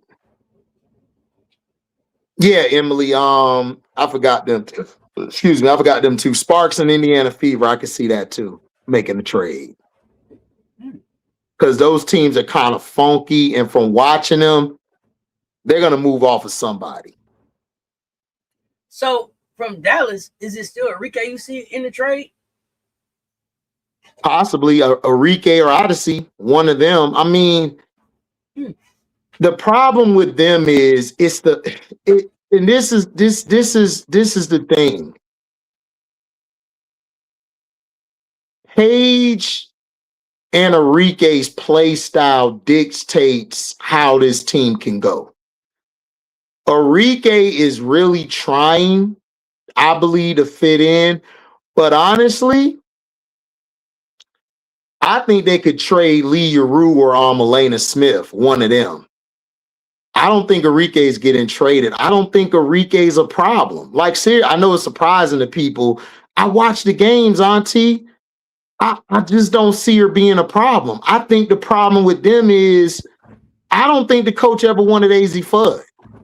I don't think he ever wanted AZ Fudd. I was against the Enrique trade. I've been off trade last season. So yeah, I think they could trade Elena or Lee Yarou, one of them, because they're not playing Lee Yarou, and Elena's been like bad.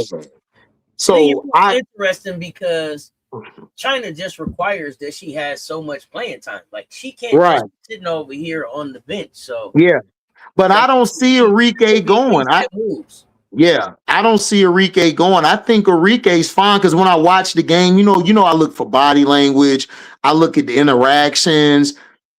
I felt like everybody was cool. I think the coach don't like Lee Yarou, and I don't think he likes AZ Fudd. I think when he made them comments, everyone thought he was talking to Enrique or Odyssey. I think he was talking to AZ Fudd and like Lee Yarou or something.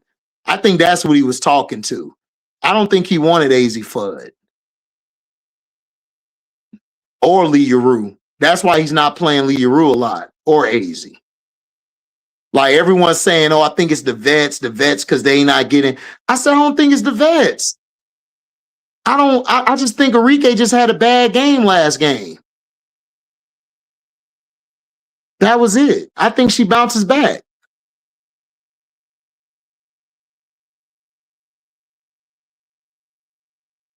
Okay, so we got, you say it's not the vets, possibly it's the rooks. All right.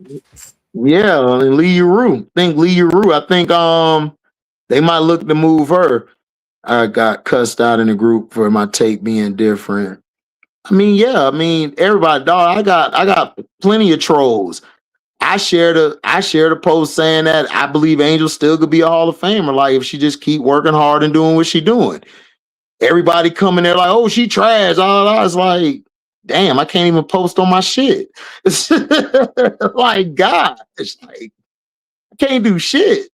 I can't even post about Raven. I can't post about Miller, anybody. Everybody got 2 cents.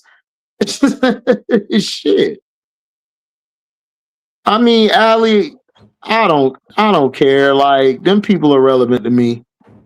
They just want something bad to happen. I don't wake up thinking that. I look at positives all day.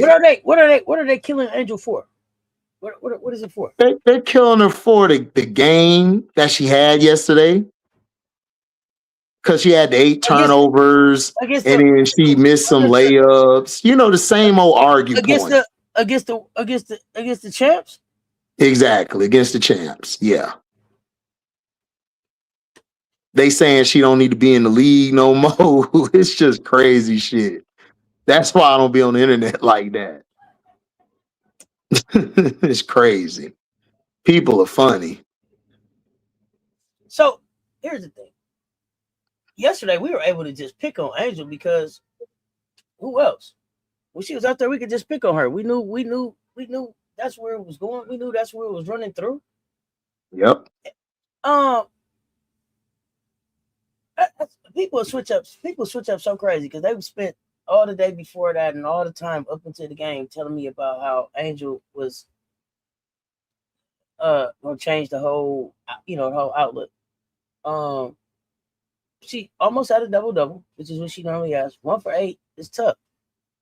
But again, remember, see, the thing that's so funny is what I was warning people about is that, and the commission, I was warning people about it because the commission pointed it out. Angel looks different next to Camila Cardoso versus a Naz Hillman and the way that they were using her. Yep. It looks different. It looks different in Atlanta. Yep. So we said, wait a minute and let's just see what happens. She was almost at her double, 1 for 8. That's hard shooting to get down there. Cheyenne Parker, Tyus, Nalissa Smith, Asia Wilson, Brianna Turner. You haven't seen a Las Vegas Aces team with this type of help and rotation around Asia and the big position. Exactly. So they had no idea what they was up against. Plus, y'all stop playing like Angels. They say 6'4", maybe 6'3", maybe 6'3", 6'4". Like Asia's probably all of 6'5". Yes.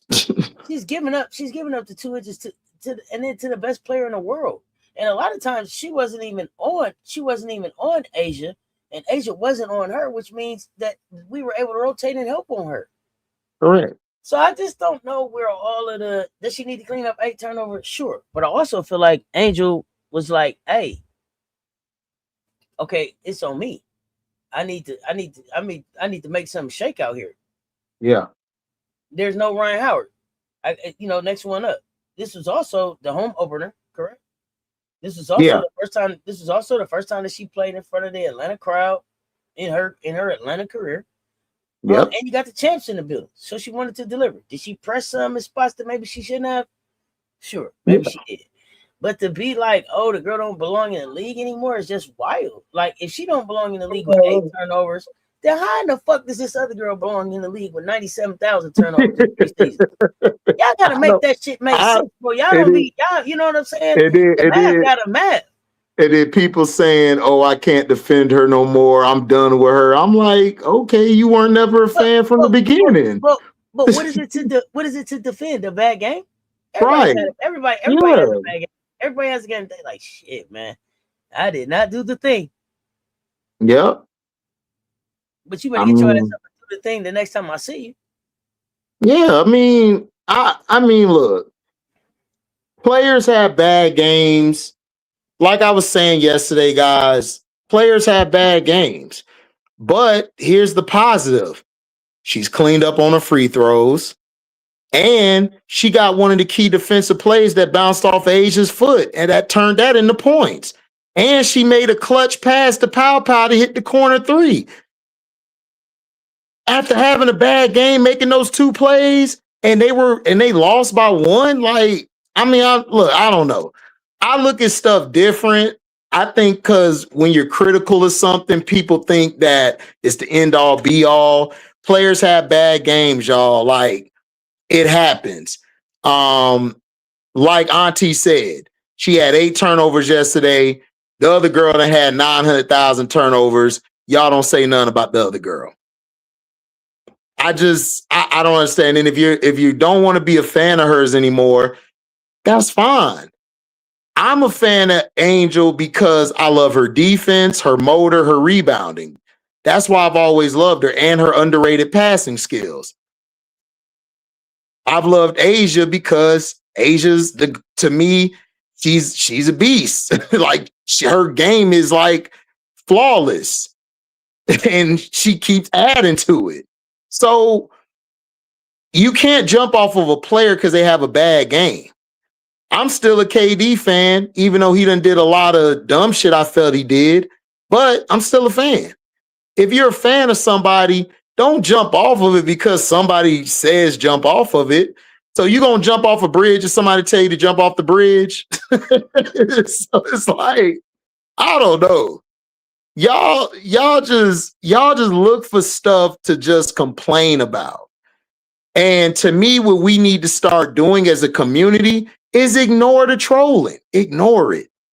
Don't even go on the internet and look for it. If you see it, don't respond to it. Go to another post. You have the right to do that. You give them the power to keep doing all that BS they doing because y'all keep interacting with them. I don't do it.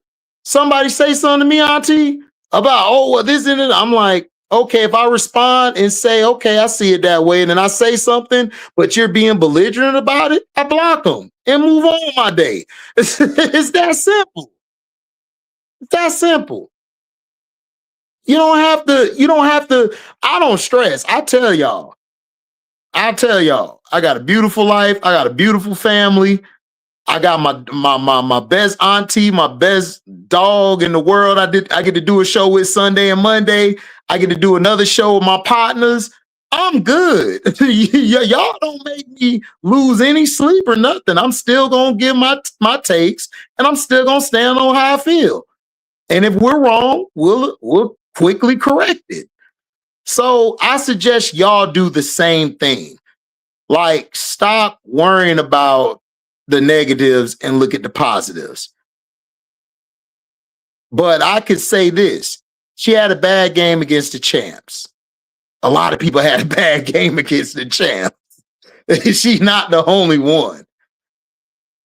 So let's just keep watching the season, y'all. We got some good hoop coming up tonight. We got some good hoop coming up this week.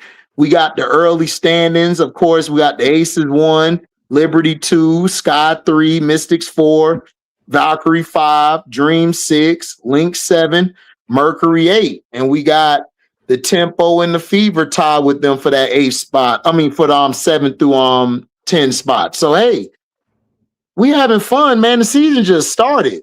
Some of these teams at the bottom. Let's see if they could turn it around. Let's talk about the game and the sport. Let's get away from the BS. Let's get away from the BS, man. I need the coverage to tighten up. My goodness. All the stuff that happened this weekend, and y'all talking about a record that CC broke and then re-broke. Yeah. We don't talk about records because they made to be broken. So much other stuff happened. Yep. In women's hoops this weekend. Then that it was a great fucking game. Mm-hmm. It was a great game. They went down. I mean, to the wire type games. Yeah. Yeah, man, we had some great games. Like I said, it went down to the wire. Look, man, my games yesterday, the Chicago and Lynx game, to me, that might be the game of the weekend so far for me, out of the women. And then I love the game with the Tempo and the Sparks. The Sparks whooped the Tempo the first time. Sandy made an adjustment, came back with Kiki and Sykes in the backcourt. They closed the deal. They went in back to LA. They stayed in LA, woke up the next morning, went to the stadium and said, we're going to take over your trap. Now let's go back home. We had some good games, guys. Like, did you watch Upshot this weekend? I watched one of them. I did not. I'm going to watch it today. I got it on my TV. I saw some of it, and man, Auntie, I'm liking it, man. I don't know. We got something. 4G League. 4G League. Like, what you think? They had a nice crowd out. They had a nice crowd. The game I saw was the Charlotte game. Deja Kelly put up a hell of a stat line. You saw her, Cheyenne had that back and forth. So it's some hoopers there. It's some hoopers there. And then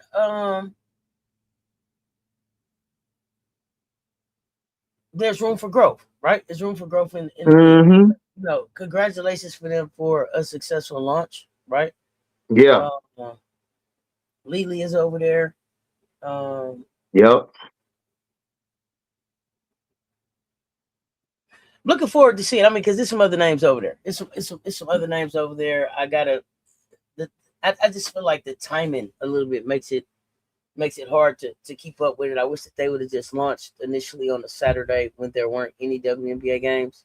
So Yeah. it's been That's all the of our thing I upside. blame. Yeah, that's the And thing then I blame. Yeah. for them, it would have been trying to find like when they could play, um, when the W wasn't going on, and then it looked like they had two games on at the same time on two different YouTube channels, and that's just like, okay, Yeah.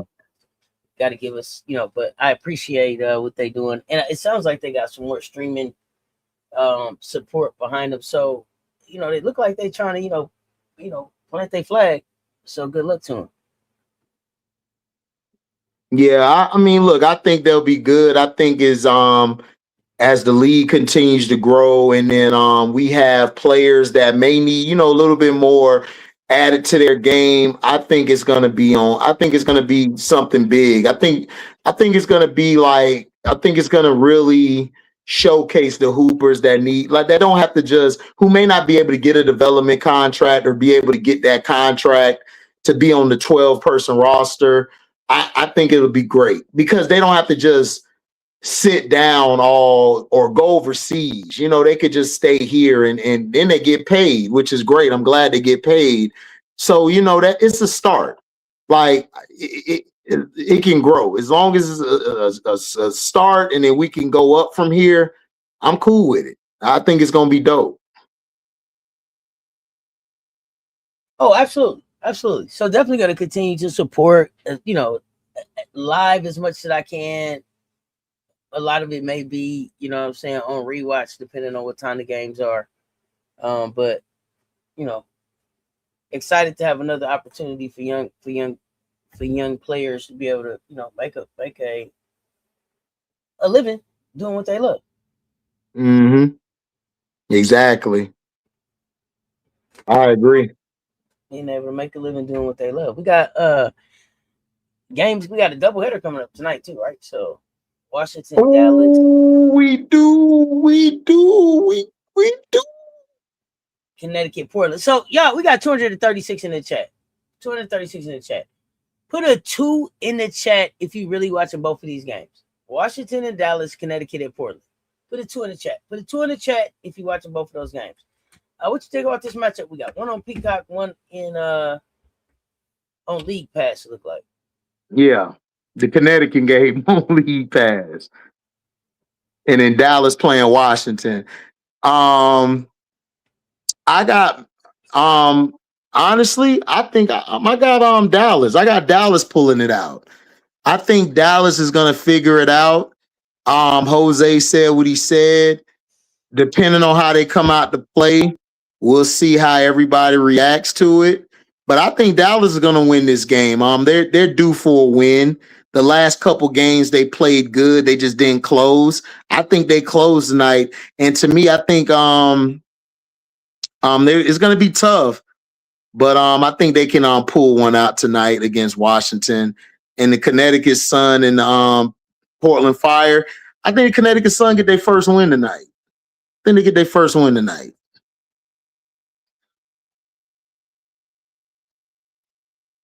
I'm looking for Sanaya Rivers to show up tonight. This is a Sanaya Rivers, a great opportunity for Sanaya Rivers to get back on track, scoring and everything. Mm-hmm. It's Portland, and that's not a knock on Portland, but I think that Portland is still kind of figuring it out. Connecticut should be able to use the core between her and Anissa. Mm-hmm. Get in there and be able to get in there and make some noise, and cause some problems. Yeah. With athleticism and the versatility. But Portland is scrappy, and they are going to fight. Yeah. Fight. Yeah, they tough. They tough. So, I mean, and they're just scrappy. It's like it is no reason. It's just like they scrappy. Yeah. Let me at him, Uncle Scooby. Let me at him, Uncle Scooby. You know what I'm saying? Scrappy dude. But I like it. I like the scrappy dude. So I'm looking forward to that game. But Connecticut was scrappy last year, so Yeah. now this is gonna be scrappy versus scrappy. So Yeah. it's the line on the game is 3.5, so it's damn near a pick 'em. So it can go either way. It's gonna be, we got 8 o'clock and the 10 o'clock, but we got some good hoops coming on. Yeah. We do got some great hoops. Let me see what else. Was there anything else I have for you today?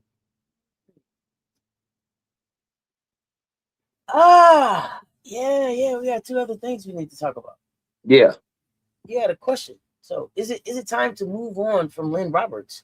It was a question that you posed, and I wonder where those thoughts come from, and what are you seeing, and what is your answer to that question as well? I don't like the direction of the team. I think the players they have, I don't think they're real bad. I just think Lynn Roberts, I don't think she knows what she's doing still. I don't think she has a perfect direction. I think Kelsey has done better these last 2 games to move the ball out of her hands, but I need her to still give me that hockey assist. I just don't like Kelsey at the 1. I think she would be a better off-ball player. And I think Lynn Roberts, I don't think she's using the other players correctly. I still don't understand what she's doing with Tanaya. I don't know what she's doing with Fago.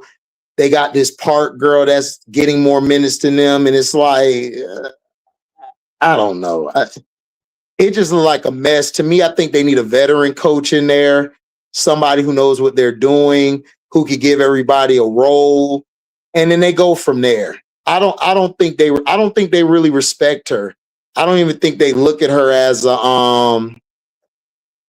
as somebody who knows anything. Like she's not even good. She's not even good at getting everybody in their position to execute the plays. She's just, I don't know. I don't like her on the sideline. One time she was trying to get on the ref and get on them about a call, and even the refs don't respect her. So it's like she gotta go. Here's the thing. Here's my thing with Lynn Roberts, and I guess, and this is purely speculation in my opinion. I like to tell y'all that when I'm gonna give y'all something where I don't got no receipts. This is just straight peanut gallery shit right here. Lynn Roberts had LT in there last year. Patricia Trammell came in and was able to do some things, and I thought at the beginning of this season it was like, okay, maybe this is just like you trying to, get your sea legs or whatever with LT being gone, or maybe this was like you figuring out what it looks like without a Rakia. But it may appear that the grasshopper left the mentor a little too soon, and it makes me wonder now because of the way that it looks. Like I expected this right here to look different. I expected this to look different. I expected it to look like she had more command of what it was that she was doing, and not like she was still a college coach trying to figure out the dub. Right? I felt like if you moved on from Latricia Trammell on your staff, that you were ready to do this. And so now I wonder, did LT say, hey man, you ain't really trying to listen to what I'm talking about, and I'm out of here, and I'm gonna go do something somewhere else, or did you push her out because you felt like you were ready? Either way, I think you needed a little bit more time with Latricia Trammell on your coaching staff. Just my opinion. What about her resume even got her the job in the first place? Well, that's why I said, once they get the job, they got the job now. I got to try to figure out how to make it work. Right. You didn't want to check. You post a check. Well, not everybody, right? Not everybody gets the resume check. Right.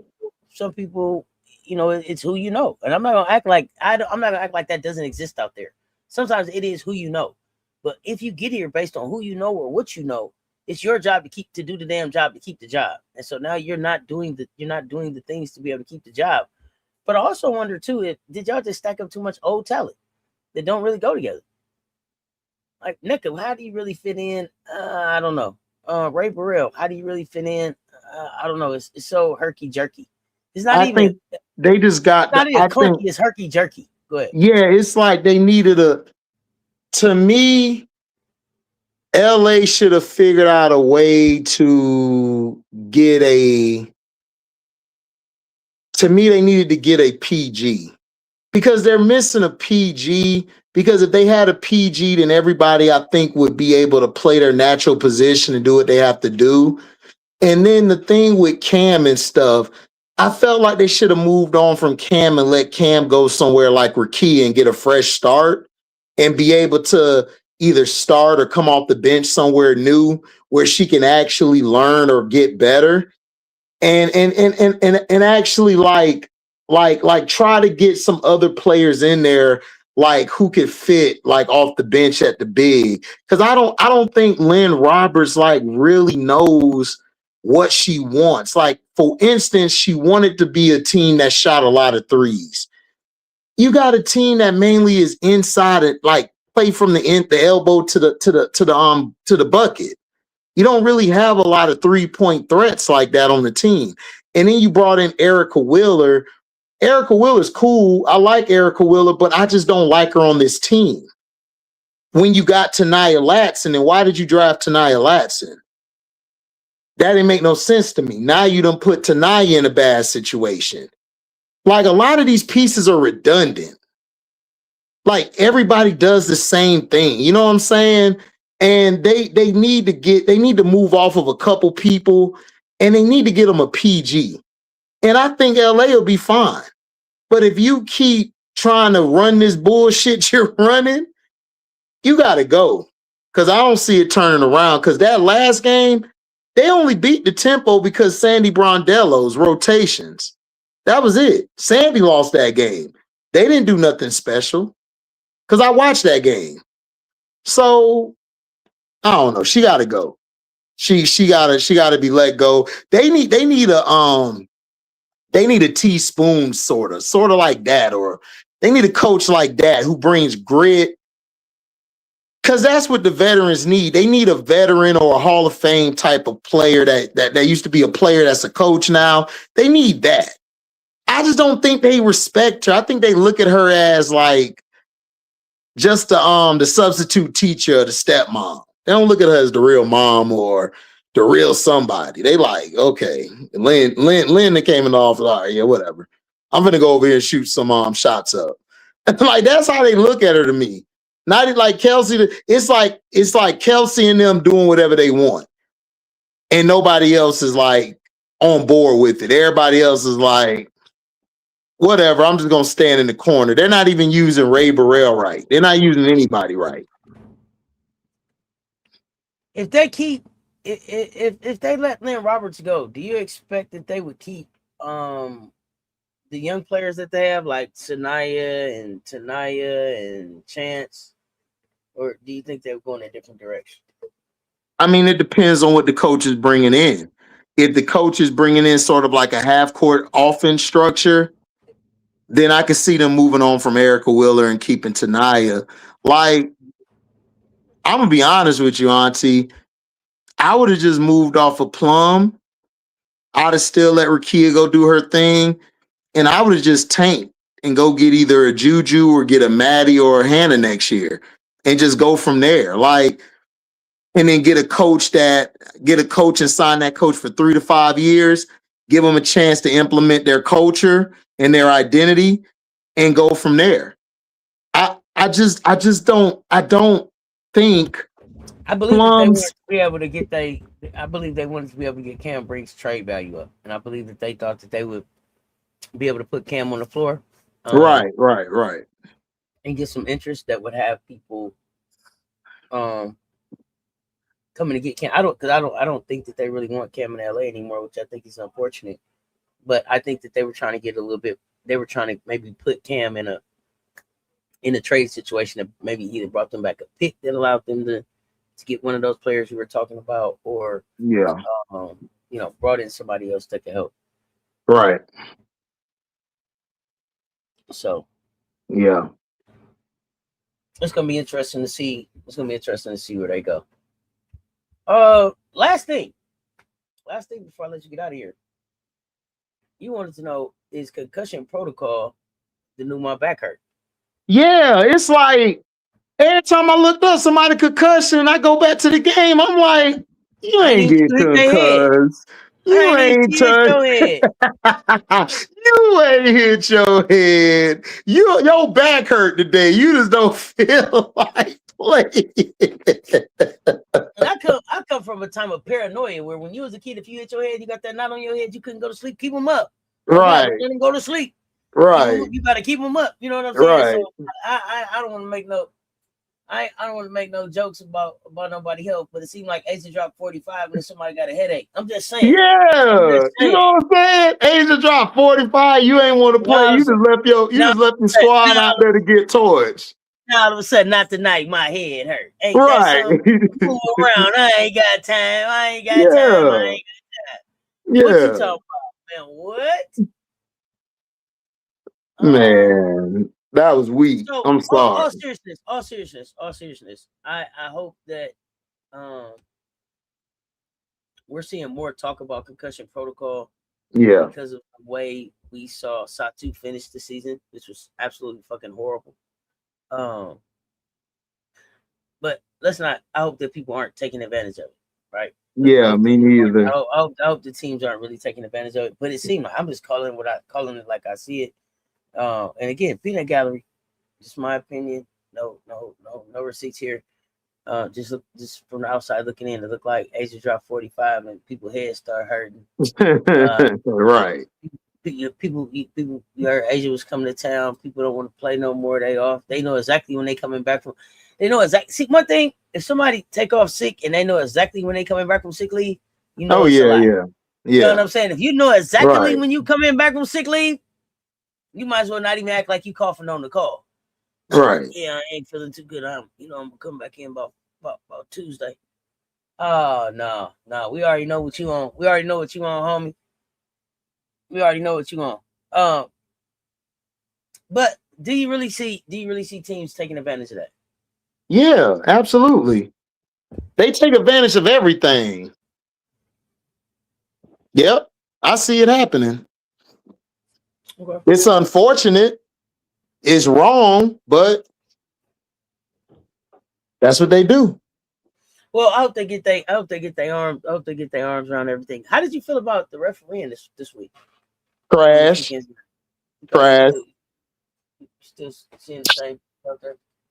Yeah, it's trash. Like they're trying to make it into the NBA. And it's like, I hope they don't go that far. I didn't want them to go that far, but it's like they trying to go to the NBA. They're trying to make it like that. And then plus a lot of the calls are BS. It's like, and then like some of the travel calls they call, it don't even be a travel. I don't know what's going on, but they're making some of these games unwatchable, Auntie. They've got to clean up how they're refereeing the game. It's terrible. And me, you know me, I don't like to blame refs. We don't do that up here. You know, you lost, you lost. You supposed to go into the game 5 against 8. That's your mindset. That's what my coach taught me in football. It's 11 on 14 because you add the 3 extra refs or 15 if it's 4 of them, you know? Mm-hmm. So you have to have that mindset. But the refereeing, it's like they're making themselves a part of the game. And that's when I feel like you're ruining you're ruining the fabric of the game. And I think they need to work on it. They need to find a way. It's not going to happen this year, but next year they need to do better, because you don't want it to get to the NBA where it's unwatchable, where nobody's watching most of the games. They're only going to be watching 4, maybe 5 games. Seriously, they better learn, because you don't want to go down that path. Because I couldn't. I'm sorry, I ain't trying to pick on Indiana, but I couldn't watch that game yesterday. It was horrible. It was a call every 2 seconds. Like, players couldn't even get into their defensive stance before a whistle was blown. Even in the Aces and Dream game, they kind of called a lot of play. They called a lot of fouls that weren't fouls. And this is on both sides. It ain't just one side. And then they call some travels that weren't travels in games.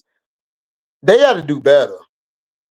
They got to do better, man. They get an F. The referees get an F this weekend. Yeah, they took exactly. They turned it into the ref show.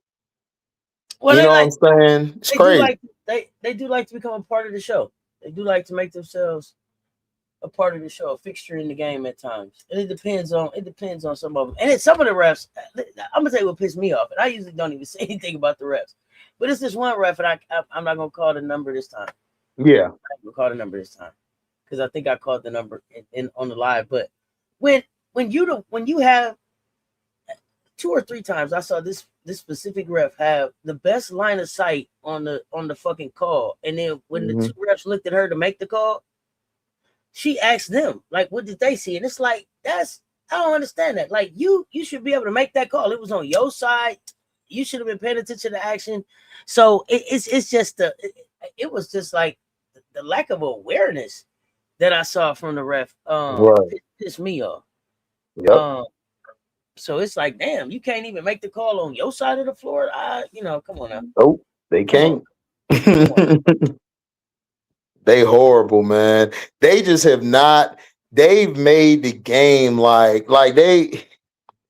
And this is why I'm upset with what Fee did and Cheryl Reeve did. Like, you can't put that energy out there because now you're justifying why they're going to give the girl from the Midwest all these calls or any other player calls when somebody is just trying to get position to be able to play defense and stop you from scoring easy. It's like, we got to do better, man. We got to do better as players, as fans, and as the referees. They got to do better. The league got to do better.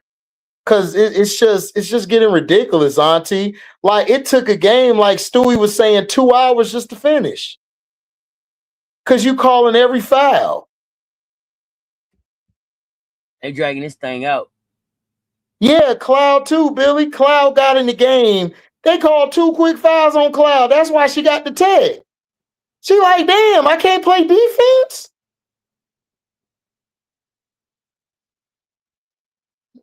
Yeah, they be worried about what's going on outside the arena. Man, I think they be on social media and stuff. They go along with that bullshit. I haven't proven it yet, but I'm gonna prove it one of these days. They go by the social media. A lot of them be fans on the low. And they don't like a certain player because a certain player D'd up their favorite player last year. And basically said you can't go, you ain't got no moves. Crazy word. Hey, you doing the games tonight? Live, Nephew? Yep, man. We're gonna be watching the first the Western Conference game 1, and we're gonna be watching Connecticut and the Fire, and we're gonna be watching the Wings and the Mystics, and you'll get our thoughts on the game. We'll talk play by play. Come on by there. If you got any questions on how the season is going, y'all, we'll answer those questions.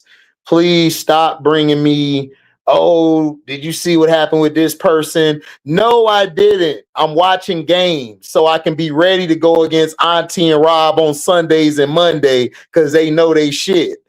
And I got to sound like I know what I'm talking about. So, no, I did not see it. You will have to tell me when you get there what happened. Hell no, I gotta tell you when you get there. Auntie, they don't understand. Working 11 hours, then watching games, breaking down the game, then listening to some press conferences. They don't understand, man. It's a lot of work. They ain't got time for foolery. I got you. I understand. I totally understand. I told them. I'm not working 11 hours like you, but when you up and you doing, you know what I'm saying, 8-9 hours live, then you edit it, then you record it, then you put stuff up, and then you like these wild takes, and then you come in. I'm supposed to just agree with what you say because you say that you a follower, or because you been. What do that mean? Right. Don't get in your feelings because I got an opinion about your opinion about my opinion. Now we was all giving opinions, and then I give my opinion back, and now I'm an asshole. But you gave your opinion. Right.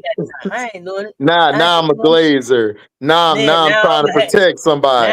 now I'm a hater. Now I don't want now I don't want to let nobody have an opinion. Now I don't I don't do lazy takes. This is not the space for lazy takes. I keep saying that. Respecting receipts. Or just say, hey, this is just my opinion. Hey, this it. I don't have no basketball. I don't have no basketball knowledge to go with it. But if you give me a take on basketball, right, a specific take on basketball, and you don't have receipts with it, and it doesn't make sense, I'm gonna call you on it. That's it. But yeah, like people, stop coming to my page asking me about what Kennedy ain't. Look, I'm talking about the game. If you got something to talk about the game, how I felt they played, or what they need to improve on, I'm here for it. I don't want to hear none of that other stuff. If I got the Patreon up and I put it on the Patreon, you'll see it over there. Other than that, I ain't got time for all that, bro. Like straight up. It's stupid and it's redundant. And we got to talk about other stuff, y'all. Sorry. We got real stuff to talk about. Hey, another great conversation though, nephew. Yep. Another great conversation. I don't know what they'll happen to my.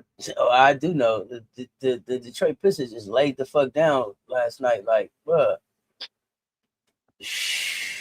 came in the trap and just like, bro, y'all don't really want to know this shit. Yeah, y'all don't want to do this. And then Piston fans came to my chat trying to make excuses. I'm like, bro, y'all got smacked in y'all mouth in y'all crib. Straight laid down, man. Straight laid down. No fight. Nobody fought back. Nobody came out to fight with Cade. I don't want to hear about no damn conspiracy when all they points came from dunking on your head. I don't want to hear that shit.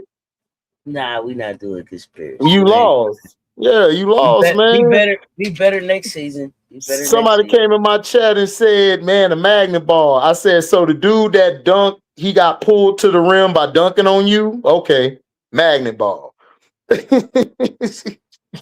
Man. So Auntie, he was jumping, and then the ball pulled to the rim, and he just boomed it on his head. Magnet ball. Like a superhero. Yeah, like a superhero. He was Clark Kent. Like a big magnet on a cartoon. Ting, ting. Oh, come on, y'all. It was Robert Townsend, Meteor Man. Gotta be better. Gotta be better. Gotta be better, y'all. Here's the thing. Be proud of the season, but understand that you gotta be better and understand that there's levels to this. Yeah, like the Magic loss. It's okay. The city should be proud. It's been a long time. Yeah. I came in here in 2015 telling y'all the Lions wasn't trash, the Pistons wasn't trash. They just needed a little bit of time. Yeah. Still trying to build. It's levels to this though. You don't just, most people don't go from worst to first. That's just rare. So let them build. Yep. Right, exactly, Danny Joy. Thank you. They are a young team. They got smacked. I did not think they would have this type of season. Still proud of my boys, but disappointed. That's cool. Just don't come to the chat trying to make a conspiracy up. Bro, you got a young team. This is what I said, Auntie. Everybody they don't know what they don't know. They didn't know what the fuck to expect to close in 7. Yeah. Everybody on the Cavs have been playing in the playoffs like 3 to 5, like they got 3 to 5 years of experience, Auntie. Everybody on that team them been through. Donovan Mitchell was getting beat in the second round in the West all the time and lost in the first round in the East in the second round. So that's playoff experience. People don't understand what playoff experience means. That's why I told people last night, bruh, the Aces and Dream, like, dude, the Dream are still young. Like, they got a lot of new pieces, and the Aces are all DNA personified. They've been there, done that. Just like with Detroit and the Cavs have been here and done that. And then people try to say, well, but Kate, I said, bro, the Cavs have experience. No matter how y'all feel about Mitchell, got experience. The Cavs went away licking their wounds. A lot of seasons in a row. A lot of seasons, man. They took blows. They had to rebuild. They had to throw motherfuckers out. They had to bring new people in. Listen, they've been a young up and coming team for a minute. Salute to them, congratulations. You know what I'm saying? Go do your work. Go do your work. You gotta go see the Knicks next. Yep. Exactly. What you do with it? Just come back stronger next year. Look, I got Get in the Pistons. gym. Yeah, get in the gym. Work on your game, man. Look, you lost. Move on. It happened. Absolutely. Oh man, listen. The West is. I mean, they should both be, pretty cool series to watch. You know what I'm saying? Yeah. Both pretty cool series to watch. It is, but I'm saying don't count the Knicks out, y'all. The Knicks have a lot of playoff. Y'all forgot Brunson was going to the Western Conference Finals on the Mavs teams before Kyrie got there. Here's my thing. This is all I'm hoping for. Y'all, let Jalen Brunson be able to stay healthy an entire playoff. That's it. season. Yep. Stay healthy the entire playoff season. Playoff Brunson is a mother effer, boy. Jeez. Auntie, I think he's the best little player. I think he's the best little player I've seen since AI. They just run him into the ground, but they run him into the ground by the end of the season, man. They do all the time by the end of the season because they don't get him. He don't hardly have no help. Do you think he got enough help this season? Honest thoughts, y'all. Let me know in the chat. We don't usually talk NBA. What do you think? Yeah. Who's stepping up? Do I think he got enough help? Yeah, I think he got enough help. I think they can get over the hump this year. It depends on Cat. If Cat plays like the Cat, like I'm big dog instead of Purdy, he'll be all right. They'll win. But he got to play. He got to be tough. He got to be that dog for him. Because Brunson gonna bring it. I ain't worried about Brunson, but everybody else got to step up. I think he got enough help. We'll see. It's gonna be a good series though. Cavs and them, and then the Spurs and OKC is gonna be a great series. Yeah, Billy, I like that. They building it's a organic rivalry, Billy. You notice how that's an organic rivalry and not forced, not making up stuff. Hey.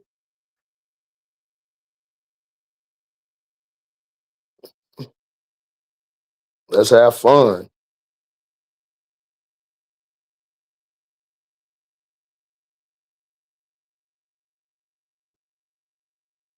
At the end of the day, that's what it's all about, having fun. And we're going to have some fun around here later on today with some women's hoops. Yep. Sure. Make sure y'all watch The Sun and Fire, y'all, man. Don't let the records fool you. It's going to be a game. It's going to be scrappy. It's going to be scrappy, y'all. Pull up for scrappy. If you don't pull up for nothing else, pull up because it's going to be scrappy. But Nephew, I appreciate you pulling up in Rakia with me, having our Monday conversation as always. Enjoyable. All the time. Y'all know what it is. If y'all ain't hit that like and that share on the way in, hit the like and the share on the way out. And if y'all have not hit the subscribe and smash that notification bell on both platforms, what are y'all waiting on?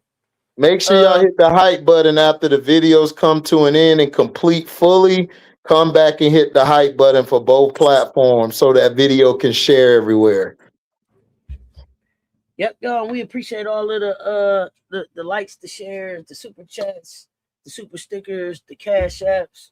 That we appreciate all that. We appreciate y'all pulling up and rocking with us. And y'all know what it is. Until next time, which is later today, man. We both up for hoops. Y'all pull up and hang out with us. Y'all stay tuned. Talk soon. Spoken HDiiTV. Let's talk sports.